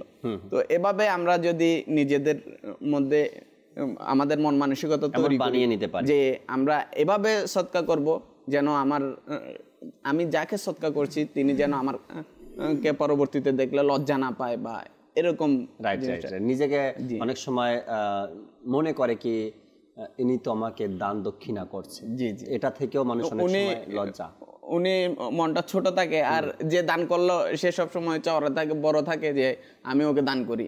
তো এইসব বিষয় থেকে আমাদেরকে বাঁচতে হবে। রফিক ভাই কি বলেন এই বিষয়গুলো নিয়ে? সাদকা করার সময় সবচাইতে ছোট নোট, ছিঁড়া নোট, অচলটা, এরপরে বাড়িতে এমন একটা জিনিস পরে আছে রফিক ভাই 3-4 বছর ধরে কেউ ইউজ করে না, এখন যাকে এটা দিয়ে দেই, কোনো একটা প্রতিষ্ঠানে দিয়ে দেই, তারা নিয়ে যাক। একটা ছোট্ট উদাহরণ যদি আমি দেই, ঘরের মধ্যে একটা টেবিল পড়ে আছে রফিক ভাই, আজকে 3 বছর 4 বছর হয়ে গেছে, বাচ্চাদের লেখাপড়ার বয়সও শেষ, এখন ঘরের মধ্যে কেউ লেখাপড়া করে না, আর টেবিলটাও পুরাতন হয়ে গিয়েছে। একটা টেবিল দ্বারা আমি উদাহরণ দিলাম। তো এখন এটা তার চেয়ে কাম করি, এই টেবিলটা এখন একটা মাদ্রাসাতে দিয়ে দিই, আমরা দান করে দেই, মাদ্রাসাওয়ালাদের কাজে আসবে। দেখেন অপচয় জিনিস মানে অবহেলার জিনিসটা, অপ্রয়োজনের জিনিসটা, পুরাতন জিনিসটা, নষ্ট হয়ে যাওয়া জিনিসটা, ব্যবহারের যোগ্য না ওই জিনিসটা যদি আমরা দান করতে চাই কাউকে, দেখেন এমন মন মানসিকতা। আবার যদি আপনি দেখেন অনেক সময় এগুলো হয়ে থাকে, দর্শক শ্রোতা হয়তো বা আপনার মাধ্যমে না হয় বা আপনি আশেপাশে দেখেন, যখন জুমার দিনে মসজিদে এলান করা হয় সাদকার বিষয়, আজকে পবিত্র জুমার দিন, আল্লাহর রাস্তায় দান করুন, আপনাদের দানের মাধ্যমে এই মসজিদ পরিচালনা হচ্ছে, তখন এমন একটা চিন্তা ভাবনা আমাদের মাথা থেকে বের হয়ে আসে, পকেটে হাত দিয়ে সবচেয়ে ছোট নোট যেটা, অচল পয়সা বা অচল নোট যেটা, এটা বের করে আমরা মসজিদের দান বাক্সে ফালাই। অথচ কোরআনে পাকের মধ্যে আল্লাহ তাআলা ইরশাদ করছেন, তোমরা সওয়াব পাবে না যতক্ষণ পর্যন্ত নিজের পছন্দনীয় জিনিস সাদকা না করবে, অর্থাৎ কোরবানি না দিবে, আল্লাহর রাস্তায় দান না করবে। তো এই যে অপ্রয়োজনীয় জিনিসটা, পরে থাকা জিনিসটা, যেটা ব্যবহারের যোগ্য নয়, যেটা না চলার মতো, এটা আমরা কোন বিবেকে দেই? রফিক ভাই, আমি নিজে যেটা ব্যবহার করতে পারি না, যেটা আমার ব্যবহারের যোগ্য না, সেটা আমরা কি করি? মানুষকে দান করি আমরা। কেননা যে আল্লাহ তাআলা আমাকে দিয়েছেন, দান করে আল্লাহ তাআলা আমাকে দান করেছেন, আল্লাহ তাআলার দানের বদৌলতে আজ আমি যে অবস্থানে রয়েছি সমাজের, সেটা নিঃসন্দেহে আল্লাহ তাআলার অনুগ্রহ, আল্লাহ তাআলার দান। তো সেই দান থেকেই আমি যখন তাঁরই রাস্তায় দান করব, উপার্জিত জীবিকা থেকে মাল সম্পদ আমি দান করব, অবশ্যই আমাকে উত্তমটাই দান করতে হবে, ভালোটাই দান করতে হবে। কিন্তু অনেক সময় দেখা যায় যে আমরা যখন গরিব দুঃখীকে দান দক্ষিণা করি, তখন সবচেয়ে পুরনো নোট এবং ছেঁড়া নোটটাই আমরা খুঁজে খুঁজে বের করি। এটা হচ্ছে সংকীর্ণ মনের পরিচয়। আর আমাদের মনটাকে বড় করতে হবে, উদার করতে হবে, বিশাল বড় করতে হবে, উদার করতে হবে। আর আপনি যে একটা কথা বললেন যে ভালো জিনিস দান করতে হবে, সুন্দর জিনিস দান করতে হবে, এরও একটা চমৎকার ঘটনা রয়েছে, রওজুর রিয়াহিন কিতাবের মধ্যে বর্ণিত রয়েছে যে হযরত আবু জাফর বিন খাত্তাব, তিনি নিজ যুগের একজন অনেক বড় আবদাল ছিলেন। তিনি বলেন যে একদিন তার ঘরের দরজায় এসে একজন দরিদ্র দুস্থ গরিব ব্যক্তি এসে নক করলো, আল্লাহর ওয়াস্তে কিছু চাইল। তখন তিনি তার সম্মানিতা স্ত্রীকে বললেন যে ঘরে কি কিছু আছে দান করার মতো? তখন তার সম্মানিতা স্ত্রী বললেন যে জি হ্যাঁ, 4টি ডিম রয়েছে। আচ্ছা, 4টি ডিম রয়েছে। তো তিনি তখন নির্দেশ দিলেন যে ওই 4টি ডিম গরিবকে, ওই দুস্থ গরিবকে দিয়ে দাও। আল্লাহ আল্লাহ আল্লাহ আল্লাহ। সেই দান করতে না করতেই কিছুক্ষণ পরেই তার কোনো এক বন্ধু, সেই আবদালের কোনো এক বন্ধু এক ঝুড়ি ডিম তার বাসায় পৌঁছে দিলেন। আহা, দেখুন আল্লাহ তাআলার লেনদেন কেমন। আল্লাহ আল্লাহ। তো আল্লাহ তাআলার দয়া অনুগ্রহ কেমন। এক ঝুড়ি ডিম পাঠিয়ে দিলেন। তিনি তার সম্মানিতা স্ত্রীকে জিজ্ঞাসা করলেন যেখানে কয়টি ডিম রয়েছে। তিনি গণনা করে দেখলেন যে 30টি, মানে ভালো রয়েছে 30টি। তো তিনি বললেন যে এখানে ভাঙা কয়টি? 30টি রয়েছে। তো এতে তো হিসাবে তো মানে যেহেতু 1 টাকার বিনিময়ে 10 টাকা মানে রেওয়ায়তে এসেছে, তো তিনি দেখছেন যে এখানে 4টা ডিম দেওয়া হয়েছে, তো সেই হিসাবে 40টা হওয়া উচিত, 30টা কেন। তো তখন তার সেই সম্মানিতা স্ত্রী বললেন যে 40টাই এসেছে, তবে 10টি ভাঙা। আচ্ছা, 10টি ভাঙা, 30টা ভালো। তো তিনি এও বললেন যে যে 4টি ডিম দান করা হয়েছে তার মধ্যে 1টি ডিম ভাঙা ছিল। তো ভাঙার বদলে ভাঙা, ভালোর বদলে ভালো। 1টি ডিম ভাঙা ছিল, তার বদলে 10টি ডিম ভাঙা। 3টি ডিম ভালো ছিল, তার বদলে 30টি ডিম ভালো আল্লাহ তাআলা দান করেছেন। তো আমার আল্লাহ অনেক দয়ালু, অনেক মেহেরবান, অনেক বড় দানকারী, যার চেয়ে বড় আর কোনো দানকারী নেই। তিনি সবচেয়ে বড় উত্তম দানকারী। তো আমাদের বিশ্বাস, আমাদের আস্থা এই হওয়া উচিত যে আমরা আল্লাহ তাআলার রাস্তায় দান করব। এর পরিবর্তে আল্লাহ তাআলা আমাদেরকে অবশ্যই দান করবেন। দুনিয়াতে যদি নাও করেন, আখেরাতে করতে হবে। কেননা আখেরাতে আল্লাহ তাআলা দান করবেন। আখেরাতে প্রত্যেকটা মানুষের নেকির প্রয়োজন, প্রত্যেকটা মানুষের তখন আল্লাহ তাআলার অনুগ্রহের প্রয়োজন হয়, আল্লাহ তাআলার মাগফিরাতের, আল্লাহ তাআলা কর্তৃক মাগফিরাতের প্রয়োজন হয়।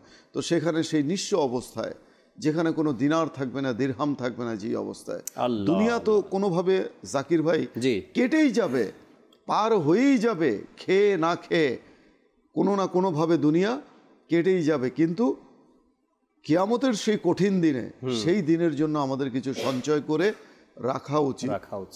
দুনিয়াতে যদি আমরা নাও পাই কোনো সমস্যা নেই, আখিরাতে যেন পেয়ে যাই।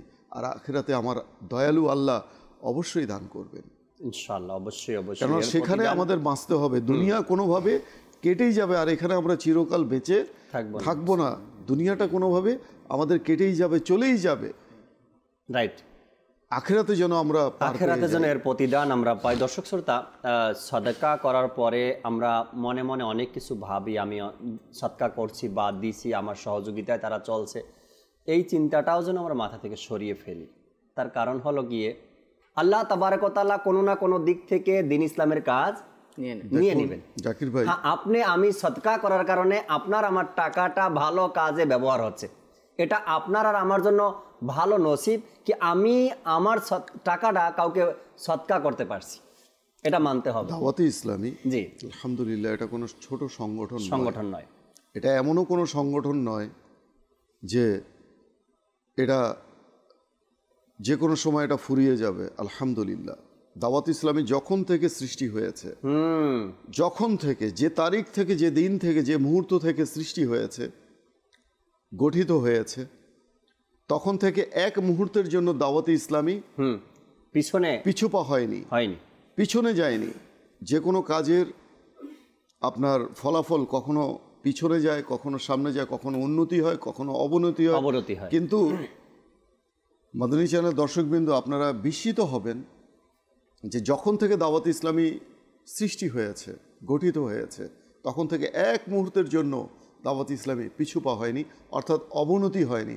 আজকে আলহামদুলিল্লাহ দাওয়াত ইসলামের জাকির ভাই, পুরো বিশ্বের মধ্যে এই 2021 সাল পর্যন্ত এক জরিপে দেখা গেছে যে 1127টি জামিয়াতুল মদিনা, ইউনিভার্সিটি লেভেলের যেখানে পড়াশোনা হয়, দাওরা হাদিস, দারসে নিজামি, সেখানে অসংখ্য মানে হাজার হাজার আলিমে দিন সেখান থেকে বের হচ্ছে আলহামদুলিল্লাহ, এবং লাখো আলিমে দিন সেখানে অধ্যয়ন করছেন আলহামদুলিল্লাহ। তো 1127টি জামিয়াতুল মদিনা এবং 4650টি হচ্ছে মাদ্রাসাতুল মদিনা 2021-এর জরিপ পর্যন্ত। তো এটা কিন্তু কোনো চারটেখানি কথা নয়। 1127টি জামিয়াতুল মদিনা এবং 4650টি মাদ্রাসাতুল মদিনা, যেখান থেকে প্রতিদিনই কিছু না কিছু হাফিজে কোরআন বের হচ্ছেন হিফজ করে। আলহামদুলিল্লাহ, আলহামদুলিল্লাহ, এটা আল্লাহ তাআলার অনেক বড় দয়া যে দাওয়াতে ইসলামী আমাদেরকে জামিয়াতুল মদিনা, এমন অসংখ্য জামিয়াতুল মদিনা, মাদ্রাসাতুল মদিনা আমাদেরকে উপহার দিয়েছে। রাইট। এই জন্য আমি বললাম কি আমার দানটা যেন, আমার দান, আমার সদকাটা যেন কাজে আসে। আমি যেন এমন একটা জায়গাতে দিতে পারি যেখান থেকে আলিমে দিন হবে, আমলদার হবে, দিনের সঠিক বুঝদার হবে এবং সঠিক আকিদা পোষণকারী হবে, আশেকে রসুল হবে এবং খৌফে খোদা পোষণকারী ব্যক্তির পিছনে যেন আমি খরচ করতে পারি। আলহামদুলিল্লাহ, দাওয়াত ইসলামী ব্যাপারে আছে যে তোমার সদকাটা তুমি তাকওয়া পরহেজগার মানুষকে দাও। আল্লাহ আল্লাহ আল্লাহ, রাইট। এমন ব্যক্তিকে দাও যার মধ্যে আল্লাহ তাআলার ভয় আছে, ইশকে রসুল আছে, আকিদা ইমান ঠিক আছে। আমরা দর্শকের কিছু কলের দিকে যাব, কল শুনবো, এরপর ইনশাআল্লাহ তাআলা দর্শকের আরও কিছু অনুরোধ ছিল নাতের ব্যাপারে, দু একটা নাতও শোনার চেষ্টা করবো। জি, কল শুনিয়ে দিন। আমি একটি কথা শুনতে চাই, তার লাগিয়া কান্দরে মন, তার লাগিয়া বন্ধ। আল্লাহ মাশাআল্লাহ। পরবর্তী কল দেন। আমার নাম হাসান, কুমিল্লা থেকে বলছিলাম। আপনাদের চ্যানেলটা দেখছি, আমার কাছে খুব ভালো লাগছে। আমি আপনাদের মাদানী চ্যানেল আজকেই প্রথম দেখছি, সকাল থেকেই আমি দেখছি। আচ্ছা আচ্ছা, আজকেই প্রথম দেখছেন আর সকাল থেকেই দেখতেছেন। আল্লাহ তাআলা বরকত দান করুক। এমন একটা দিনে আপনি মাদানী চ্যানেল দেখা শুরু করেছেন, আশা রাখি এরপর থেকে কখনো মিস করবেন না, সব সময় দেখবেন। আপনার উপকারে আসে, আপনার মঙ্গল হবে, আপনার ভালো হবে, আপনার পরিবারের ভালো হবে, আপনার ভবিষ্যৎ প্রজন্মের ভালো হবে, এমন কথাই কিন্তু মাদানী চ্যানেল বলে। এটা আপনাকে মাথায় রাখতে হবে। মাদানী চ্যানেল ওই কথা বলে যা আমার প্রয়োজন, যা আমার দরকার, যা আমার সন্তানের দরকার, যা আমার পরিবারের দরকার। এই কথাগুলো দাওয়াত ইসলামী মাদানী চ্যানেল আপনাকে জানানোর চেষ্টা করে। এই জন্য বলি, যেহেতু আজকেই দেখা শুরু করছেন, কখনো মিস করবেন না, সব সময় দেখতে থাকবেন, সব সময় দেখবেন, নিজে দেখবেন, নিজের পরিবারকে দেখাবেন, ঘরের মানুষকে দেখাবেন, নিজের সন্তানদেরকে দেখাবেন। কেন? এই মাদানী চ্যানেল আপনার সন্তানের উপকারের কথা বলে, আপনার উপকারের কথা বলে, আপনার আখেরাত নিয়ে টেনশন করে মাদানী চ্যানেল, যাতে করে আপনার আখেরাত সুন্দর হয়ে যায়, আপনার পরকাল সুন্দর হয়ে যায়, আপনার পরিবার পরিজন যারা আছে তারা যেন হালাল খেতে পারে, তারা যেন দুনিয়াতে আল্লাহ তাআলার ইবাদত করতে পারে, জান্নাতের ঠিকানা যেন খুঁজে বের করতে পারে। এটাই চায় মাদানী চ্যানেল। তো এই জন্য আপনাকে দেখতে হবে, আপনার ঘরের মানুষকে দেখাতে হবে, সন্তানদেরকেও দেখাতে হবে। আল্লাহ তাআলা কবুল করে নিক। পরবর্তী কল দেন। আমি মিরকামারি থেকে মোহাম্মদ আয়াদ ইসলাম। আমি মাদানী চ্যানেল দেখি, আমাকে অনেক ভালো লাগে। আমার আম্মু চ্যানেলটা সবসময় দেখে, আম্মুকে অনেক ভালো লাগে। আমার জন্য একটু দোয়া করবেন ইনশাআল্লাহ তাআলা। দোয়া করি আপনার জন্য, আপনিও ভালো থাকেন এবং সবসময় মাদানী চ্যানেল দেখেন, মাদানী চ্যানেলের সাথেই যেন থাকতে পারেন। আল্লাহ তাআলা সে তৌফিক আমাদেরকে দান করুক। রসুল করিম রাউফুর রহিম সাল্লাল্লাহু তাআলা আলাইহি ওয়াসাল্লামের জমানায় একজন লোক ছিল, নবী পাক সাল্লাল্লাহু আলাইহি সাল্লাম ওই লোককে দিয়ে সাহাবা একরামকে উদাহরণস্বরূপ জানিয়েছেন। ওই লোকটা তৌফিক ভাই বিজনেস করত, ব্যবসা করত, আর ব্যবসার মধ্যে নিজের সময় অতিবাহিত করত, দান সদকা, ইবাদত, রিয়াজত, আল্লাহ তাআলার যে এক ফরমাবরদার বান্দা, এই রকমের চিন্তাভাবনা তার মধ্যে ছিল না। শুধু সে নিজের ব্যবসা বাণিজ্য, টাকা পয়সা, অর্থ সম্পদ নিয়ে ব্যস্ত। হুজুর আকরাম সাল্লাল্লাহু তাআলা আলাইহি ওয়াসাল্লাম একবার এক এক সাহাবীকে এক একভাবে জিজ্ঞাসা করতেন, ওই ব্যক্তির সাথে তোমাদের দেখা হয়েছে বা তাকে তোমরা দেখেছো কোথাও? সাহাবা একরাম বলতেন, ইয়া রাসূলুল্লাহ, সে তো আজকে দেখে আসছি দোকানে বসে আছে। আবার কোনো সাহাবী বলতেন, ইয়া রাসূলুল্লাহ, সে তো শহরের বাইরে গেছে তার ব্যবসার কাজে। আবার কোনো সাহাবী বলতেন, ইয়া রাসূলুল্লাহ, সে তো আজকে শহরের বাহির থেকে তার ব্যবসার পণ্য নিয়ে শহরে ঢুকছে। এক একভাবে এক এক সাহাবীকে জিজ্ঞাসা করতেন আর সাহাবা একরাম এভাবে উত্তর দিতেন। আমার নবীর প্রশ্নের মধ্যেও হিকমত আছে আর সাহাবা একরাম থেকে জানার মধ্যেও হিকমত আছে। রাসূল করিম সাল্লাল্লাহু তাআলা আলাইহি সাল্লাম কিছুদিন পরে ওই ব্যক্তির উদাহরণ দিলেন সাহাবা একরামকে, তোমরা তার মতো হইও না যে আল্লাহ তার রাসূলকে পাওয়ার পরেও দুনিয়াকে আঁকড়ে ধরছে। আল্লাহ তার রাসূলকে পাওয়ার পরেও দুনিয়াকে আঁকড়ে ধরছে। ওই লোক ছিল মুসলমান ছিল, কালেমা পাঠ করছে, তারপরেও, অর্থাৎ আমার নবী বুঝালেন আল্লাহ তার রাসূলকে পাওয়ার পরেও যে দুনিয়াকে আঁকড়ে ধরছে তার মতো তোমরা হইও না। যদি তেমন হও তবে তোমাদের আখেরাত কিন্তু কামিয়াব হবে না, তোমাদের আখেরাত বরবাদ হয়ে যাবে। তো আল্লাহ তার রাসূলকে আমরা পেয়েছি, আমরা মুমিন মুসলমান, আল্লাহ তার রাসূলকে আমরা পেয়েছি, উম্মতি হয়েছে আমার নবীর, কালেমা পাঠ করেছি, দুনিয়ার তো কোনো প্রয়োজন নেই। দুনিয়ার কেন দুনিয়ার লোভ লালসা, আশা ভরসা, এটা ওটা এটা। তো আল্লাহ নবী সাল্লাল্লাহু আলাইহি সাল্লাম ওই ব্যক্তির নাম নিয়ে সাহাবা একরামকে বলেন, তোমরা তার মতো হইও না, যারা আল্লাহ তার রাসূলকে পেয়েছে দুনিয়ামুখী যেন তাদেরকে না হতে হয়। তো আল্লাহ বোঝার তৌফিক দিক। দর্শকের কিছু অনুরোধ ছিল কালামের ব্যাপারে, কিছু বলবেন? জি জি, আজকে যে আলোচনাটা হলো শুরু থেকে শেষ পর্যন্ত, তো সবাই এটা মনে করতে পারে যে আমাদের এই বয়ানটা শুধুমাত্র নফল সদকার জন্য, কারণ আমরা সদকা বলতে নফল সদকাকেই বুঝি। তবে আপনি যদি হাদিস শরীফে দেখেন, জাকাতের আপনি বিভিন্ন কিতাবের মধ্যে আবু সদকা বা বাবু সদকা এভাবে করে বর্ণনা করা হয়েছে। তো সদকার নফল সদকা তো অনেক ফজিলত, কিন্তু সবচেয়ে গুরুত্বপূর্ণ এবং ফজিলতপূর্ণ সদকা হচ্ছে ওয়াজিব সদকা, জাকাতের সদকা। জি। তো আমরা দেখা যায় নফল সদকা তো অনেকে অনেক সময় করে দেয়, যার কোটি কোটি টাকা আছে, ফরজ সদকা তো আদায় করেই না, কিন্তু নফল সদকা করতে থাকে। মসজিদের জন্য টাকা দেবে, মাদ্রাসার জন্য টাকা দেবে, বিভিন্ন কিছুর জন্য টাকা দেয়, আর নিয়ত করে না এই সম্পর্কে হয়তো বা জ্ঞান না থাকার কারণে কোনো কারণে হয়। তো ওরা সদকা করে কিন্তু ফরজ সদকা আদায় করে, ফরজটা বাকি রেখে নফলটা। জি জি। তো এক্ষেত্রে সবাইকে সচেতন হওয়া দরকার। আমাদের সদকা যেটা আমরা নফল সদকা করব, এটার ফজিলত তো আছেই, আমরা যা শুনতেছি, সাথে সাথে আমাদেরকে ফরজ সদকার প্রতি সচেতন হতে হবে। দেখা যায় আমরা আমাদের উপর যাকাত ফরজ হয়ে বসে আছে, অথচ আমরা যাকাত আদায় করছি না। সদকা করা তো সওয়াবের কাজ, সাথে সাথে এমন সদকা যেটা যাকাতের কথা বলা হচ্ছে, এটা যদি আপনি আদায় না করেন তাহলে গুনাহগার হবেন। রাইট। আর এমন গুনাহ যেটার ব্যাপারে কোরআন শরীফের মধ্যে সারাহাতান এটার ওয়াইদের কথা বলা হয়েছে, হাদিস শরীফের মধ্যে এটার ওয়াইদের কথা বলা হয়েছে।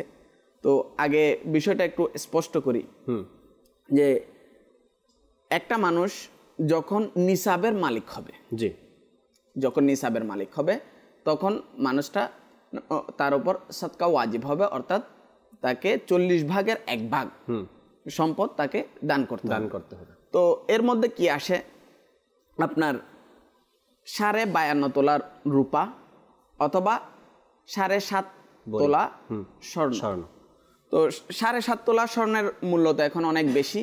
তো দুটোর মধ্যে আপনি কম্পেয়ার করে যেই বস্তুটার মূল্য কম সেটা হিসেব করতে হবে, কারণ যেটার সদকার অথবা জাকাতের মূল মাকসাদ হচ্ছে গরিবদের ফায়দা হওয়া। রাইট। তো যেহেতু গরিবদের ফায়দা সর্বনিম্ন যে জিনিসটা এটার মধ্যে আসে, তো এখন রূপার হিসাব করা হয়। তো রূপার হিসাব যদি আপনার 52.5 তোলা এটা হিসাব করা হয়, 50-60 হাজারের মধ্যে হয়তো এটার আপনার হয়ে যায়, নিসাব হয়ে যায়। এটা আপনি স্বর্ণকারের কাছে জিজ্ঞেস করতে পারেন, ভাই বর্তমান রূপার ভরি কত। তো 52.5 তোলার বরাবর যদি আপনার হয়ে যায়, তাহলে আপনাকে এখন কি করতে হবে, সদকা আদায় করতে হবে। তো সদকা করার সময় আপনাকে আপনার টোটাল সম্পদের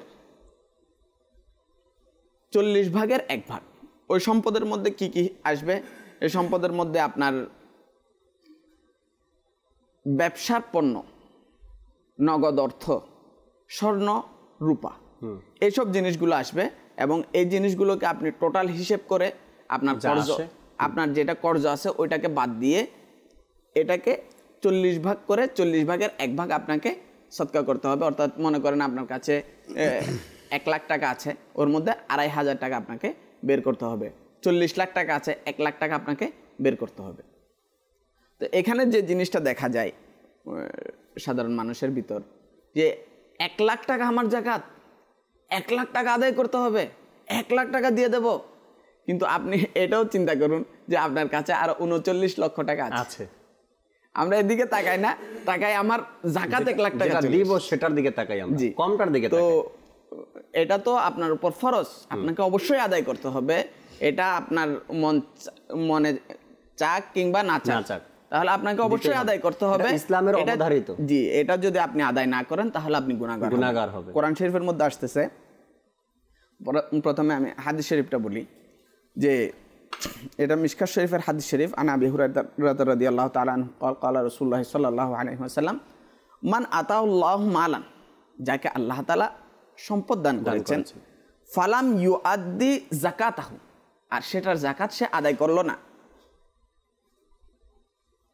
মুসিলা লাহু মালুহু সুজাআন, তাকে একটি বিষধর সাপের মতো করে দেওয়া হবে, আকরা লাহু জাবিবাতান, যে সাপের বিষের কারণে মাথার চুল থাকবে না, টাক থাকবে এবং দুটো তিল থাকবে, সেটাকে কিয়ামতের দিন তাকে তোক বানিয়ে দেওয়া হবে, তাকে গলার সাথে ঝুলিয়ে দেওয়া হবে, তাকে সে ধ্বংসন করতে থাকবে। আল্লাহ আল্লাহ। তো এই ব্যাপারটা বলার পর ওই মালটা তাকে বলবে, আনা মালুকা আনা কানজুকা, আমি তোমার সম্পদ, আমি তোমার সঞ্চিত অর্থ। তো এরপরে হুজুর সাল্লাল্লাহু আলাইহি ওয়াসাল্লাম একটি আয়াত তেলাওয়াত করেন, সেটা হচ্ছে, তারা যেন এটা মনে না করে যারা কার্পণ্য করে, বিমা আতাহুমুল্লাহু মিন ফাদলি, আল্লাহ তাআলার অনুগ্রহ যেটা তাকে আল্লাহ তাআলা দান করেছেন, হুয়া খায়রান লাহুম, যে সেটা তার জন্য কল্যাণকর, বাল হুয়া শাররুন লাকুম, বরং সেটা তার জন্য অকল্যাণকর, সায়ুতাওয়াকুনা, এই সম্পদকে তাকে ঝুলিয়ে দেওয়া হবে, লটকিয়ে দেওয়া হবে, বিমা বাখিলু বিহি, যে সেটার ব্যাপারে সে কার্পণ্যতা অবলম্বন করেছিল, ইয়াউমাল কিয়ামাতি, কিয়ামতের দিন। ওয়ালিল্লাহি মিরাসুস সামাওয়াত, আল্লাহ তাআলার জন্যই আসমান এবং জমিনের যে মালিকানা। ওয়াল্লাহু বিমা তা'মালুনা খাবির, আল্লাহ তাআলা তোমরা যা করো জানে। তাহলে এখান থেকে বোঝা যায়, আপনি সদকা করা, এটা এক তো আপনি বলছিলেন যে সদকা দেওয়ার পরে খোটা দেয়, তো তার মানে এটা আমার ক্রেডিট, এটা আপনার ক্রেডিট নয়, এটা আল্লাহ তাআলার দয়া, যেটা আপনাকে দান করা হয়েছে, সেটা থেকে আপনি এটার সদকাটা আদায় করবেন। ফরজ সদকার ব্যাপারে বলা হচ্ছে যে এটা যদি আপনি আদায় না করেন তাহলে সেটা বরজে কিয়ামত এটাকে আপনার গলায় ঝুলিয়ে দেওয়া হবে। অন্য রিওয়ায়াতের মধ্যে আসছে স্বর্ণের কথা, রূপার কথা, যে এটাকে সঞ্চিত করে রাখে, যে সেগুলোকে গরম করে তার শরীরের মধ্যে ঢেলে দেওয়া হবে, ঢুকিয়ে দেওয়া হবে। তো এক তো সদকার ফজিলত আছে, সদকা আদায় করতেই হবে। তো এই সদকাটা যদি, যে ফরজ সদকা, এটা যদি আদায় না করেন তবে গুনাহগার হবে। সদকার ফজিলত তো পাবেন, আর যদি না করেন তাহলে আপনি গুনাহগারও হবেন। এটা নয় যে আপনি সদকা না করে বেঁচে যাবেন। যেটা আপনি বলছিলেন কি সাদকা, মনে করি আমরা আজকে যে আলোচনা করছি, মনে করি দর্শক যে নফল সদকা নিয়ে শুধু কথা বলছি না, সাদকা বলতে এখানে অনেক বিস্তারিত, সাদকা বলতে অনেক বিষয়। এখানে হাদিস শরীফের মধ্যে আসছে না, আপনি কাউকে দেখে মুস্কি হাসি দিলেন তো সাদকার সওয়াব পাবেন আপনি। জি জি। তো সাদকা যদি আমরা, এটা আলাদা একটা চ্যাপ্টার, আমরা যেহেতু আজকে এরপরে বলা হয়েছে হালাল উপার্জনের মাধ্যমে ঘরের মানুষদেরকে খাবার খাওয়াই, এটাকেও সাদকা বলে। অবশ্যই। কাপড় পরিধান, আমি নিজের টাকা দিয়ে নিজে কাপড় কিনে পরিধান করলাম, এটাও সাদকা বলা হয়। এখানের মধ্যে একটা ওয়াজিব সাদকা আছে, সেটা হচ্ছে আপনি যাদের উপর আপনার নানাফকা ফরজ, বিশেষ করে দায়িত্ব, আমার দায়িত্ব, এবং নাবালক ছেলে, এদের সাদকা বা অর্থাৎ এদের খাবার ভরণ পোষণ আদায় করা, এটা আপনার জন্য ওয়াজিব, এবং এটা আদায় করতেই হবে। এটা না করলে আপনি গুনাহগার হবেন। তো এখানে যে বিষয়টা আজকের দিনের সাথে রিলেটেড, সেটা হচ্ছে আমরা যদি চাই আমাদের সদকা অর্থাৎ যাকাত, এটা আমরা দাওয়াত ইসলামের জন্য দিতে পারবো কিনা, অথবা তো জামিয়াতুল মদিনার জন্য আমরা দিতে পারবো কিনা।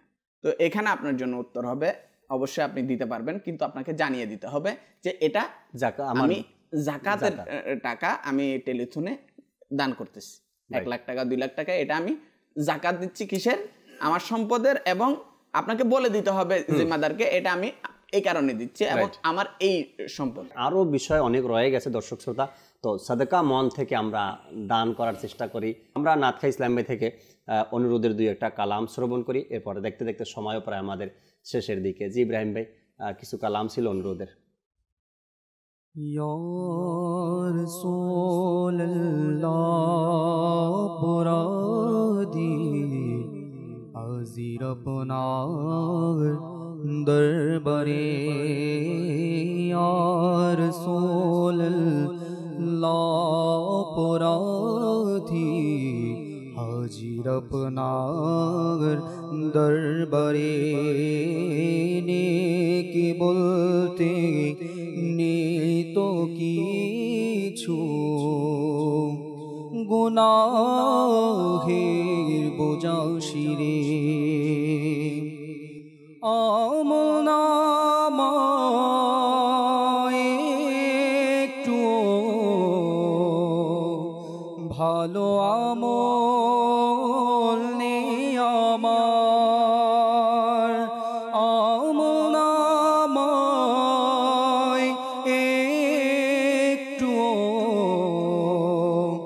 ভালো আমল নেই আমার নেক দৌলত নেই তো কিছু গুনাহের ভান্ডারে নেক দৌলত নেই তো কিছু গুনাহের ভান্ডারে अपने तो नेकारদের सरदार আমি গুনাহগারদের ইয়া রাসূলুল্লাহ ইয়া হাবিবাল্লাহ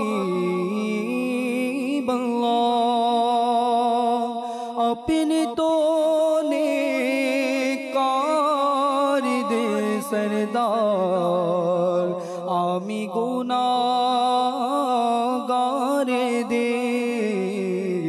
তাই তো আমি শাফায়াতে হইব হকদার যে তাই তো আমি শাফায়াতে হইব হকদার যে আহ ভান্ডারে নেকি বলতে কিছু নেই ইয়া রাসূলুল্লাহ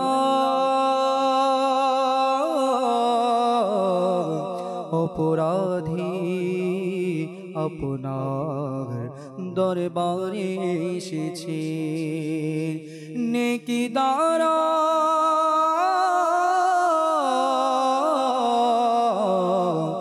আমার গুনাহকে পরিবর্তন করে দিন ইয়া রাসূলুল্লাহ অপরাধী আপনার দরবারে এসেছে সব গুনাহগার একদিকে আরে আত্মার কয়েকদিকে ইয়া রাসূলুল্লাহ ইয়া হাবিবাল্লাহ সব গুনাহগার একদিকে আরে আত্মার একদিকে সবে গুনাহগার দের মাঝে শ্রেষ্ঠ আমি বদে কার যে সবে গুনাহগার দের মাঝে শ্রেষ্ঠ আমি বদে কার যে ইয়া রাসূলুল্লাহ পুরাদি হাজির আপনার দরবারে। আল্লাহ নবী সাল্লাল্লাহু তাআলা আলাইহি ওয়াসাল্লামের দরবারে নিজেকে নগণ্য এবং অপরাধী ভেবেই যেন আমরা উপস্থিত হতে পারি। যখনই আল্লাহ কবুল করে, যখনই আমরা যাই, সেখানে যেন একাগ্রতার সাথে আর ইখলাসের সাথে আর বিনয়ের সাথে আদবের সাথে উপস্থিত যেন আমরা হতে পারি। দর্শক, আল্লাহ নবী সাল্লাল্লাহু আলাইহি সাল্লামের দরবারে যাওয়ার আশা ইচ্ছা, এটা তো দোয়া করতেই হবে। আর সর্বপ্রথম আমাকে আপনাকে এই দোয়া করা উচিত, আল্লাহ তোমার দরবারে দোয়া চাই যেন আমার নবীর দরবারে যাব, আদবের সাথে যেন যেতে পারি। যাওয়াটা বড় বাহাদুরি নয় দর্শক শ্রোতা, সেখানে গিয়ে আদব রক্ষা করাটা হয়েছে বড় বাহাদুরি। মানুষ তো কতই যায়, কত মানুষই সেখান থেকে ফিরে আসে।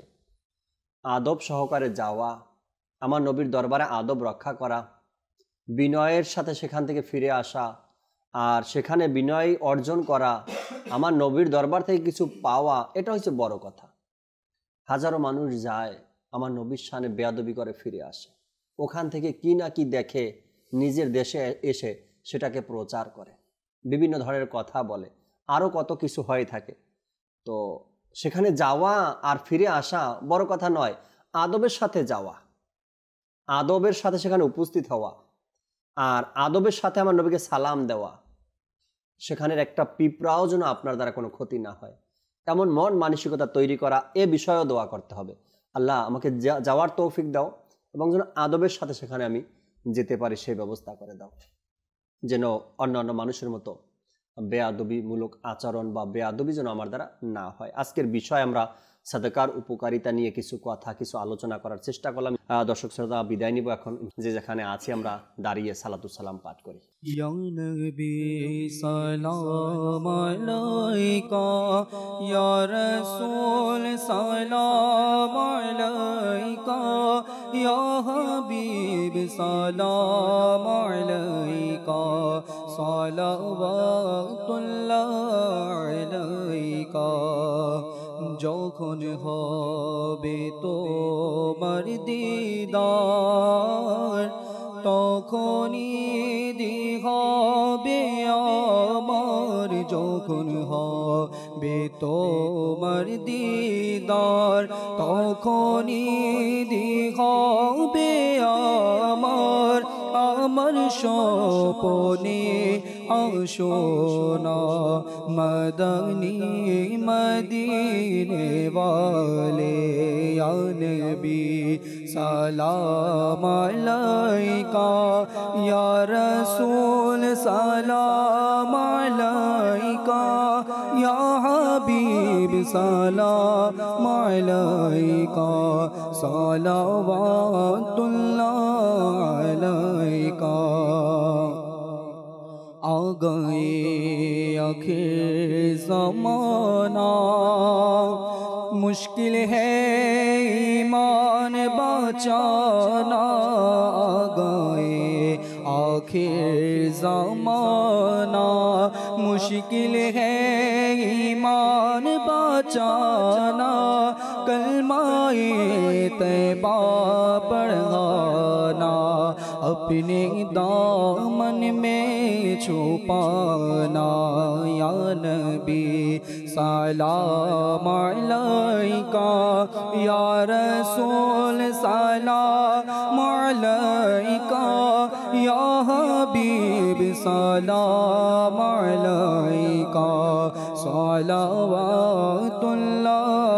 अलैका। अस्सलातु वस्सलामु अलैका या रसूलल्लाह व अला आलिका व अस्हाबिका या हबीबल्लाह। सुब्हानक अल्लाहुम्मा व बिहम्दिका ला इलाहा इल्ला अंता अस्तगफिरुका व अतूबु इलैक। सुब्हानक अल्लाहुम्मा व बिहम्दिका ला इलाहा इल्ला अंता अस्तगफिरुका व अतूबु इलैक। सुब्हानक अल्लाहुम्मा व बिहम्दिका ला इलाहा इल्ला अंता अस्तगफिरुका व अतूबु इलैक। अस्सलातु वस्सलामु अलैका या नबी अल्लाह व अला आलिका व अस्हाबिका या नूर अल्लाह। ला इलाहा इल्लल्लाहु मुहम्मदुर रासूलुल्लाह। তাহাজ্জুদ আর ফজরের অভ্যাস আছে যার, রহমত পূর্ণ প্রভা মহৎ হয় তা।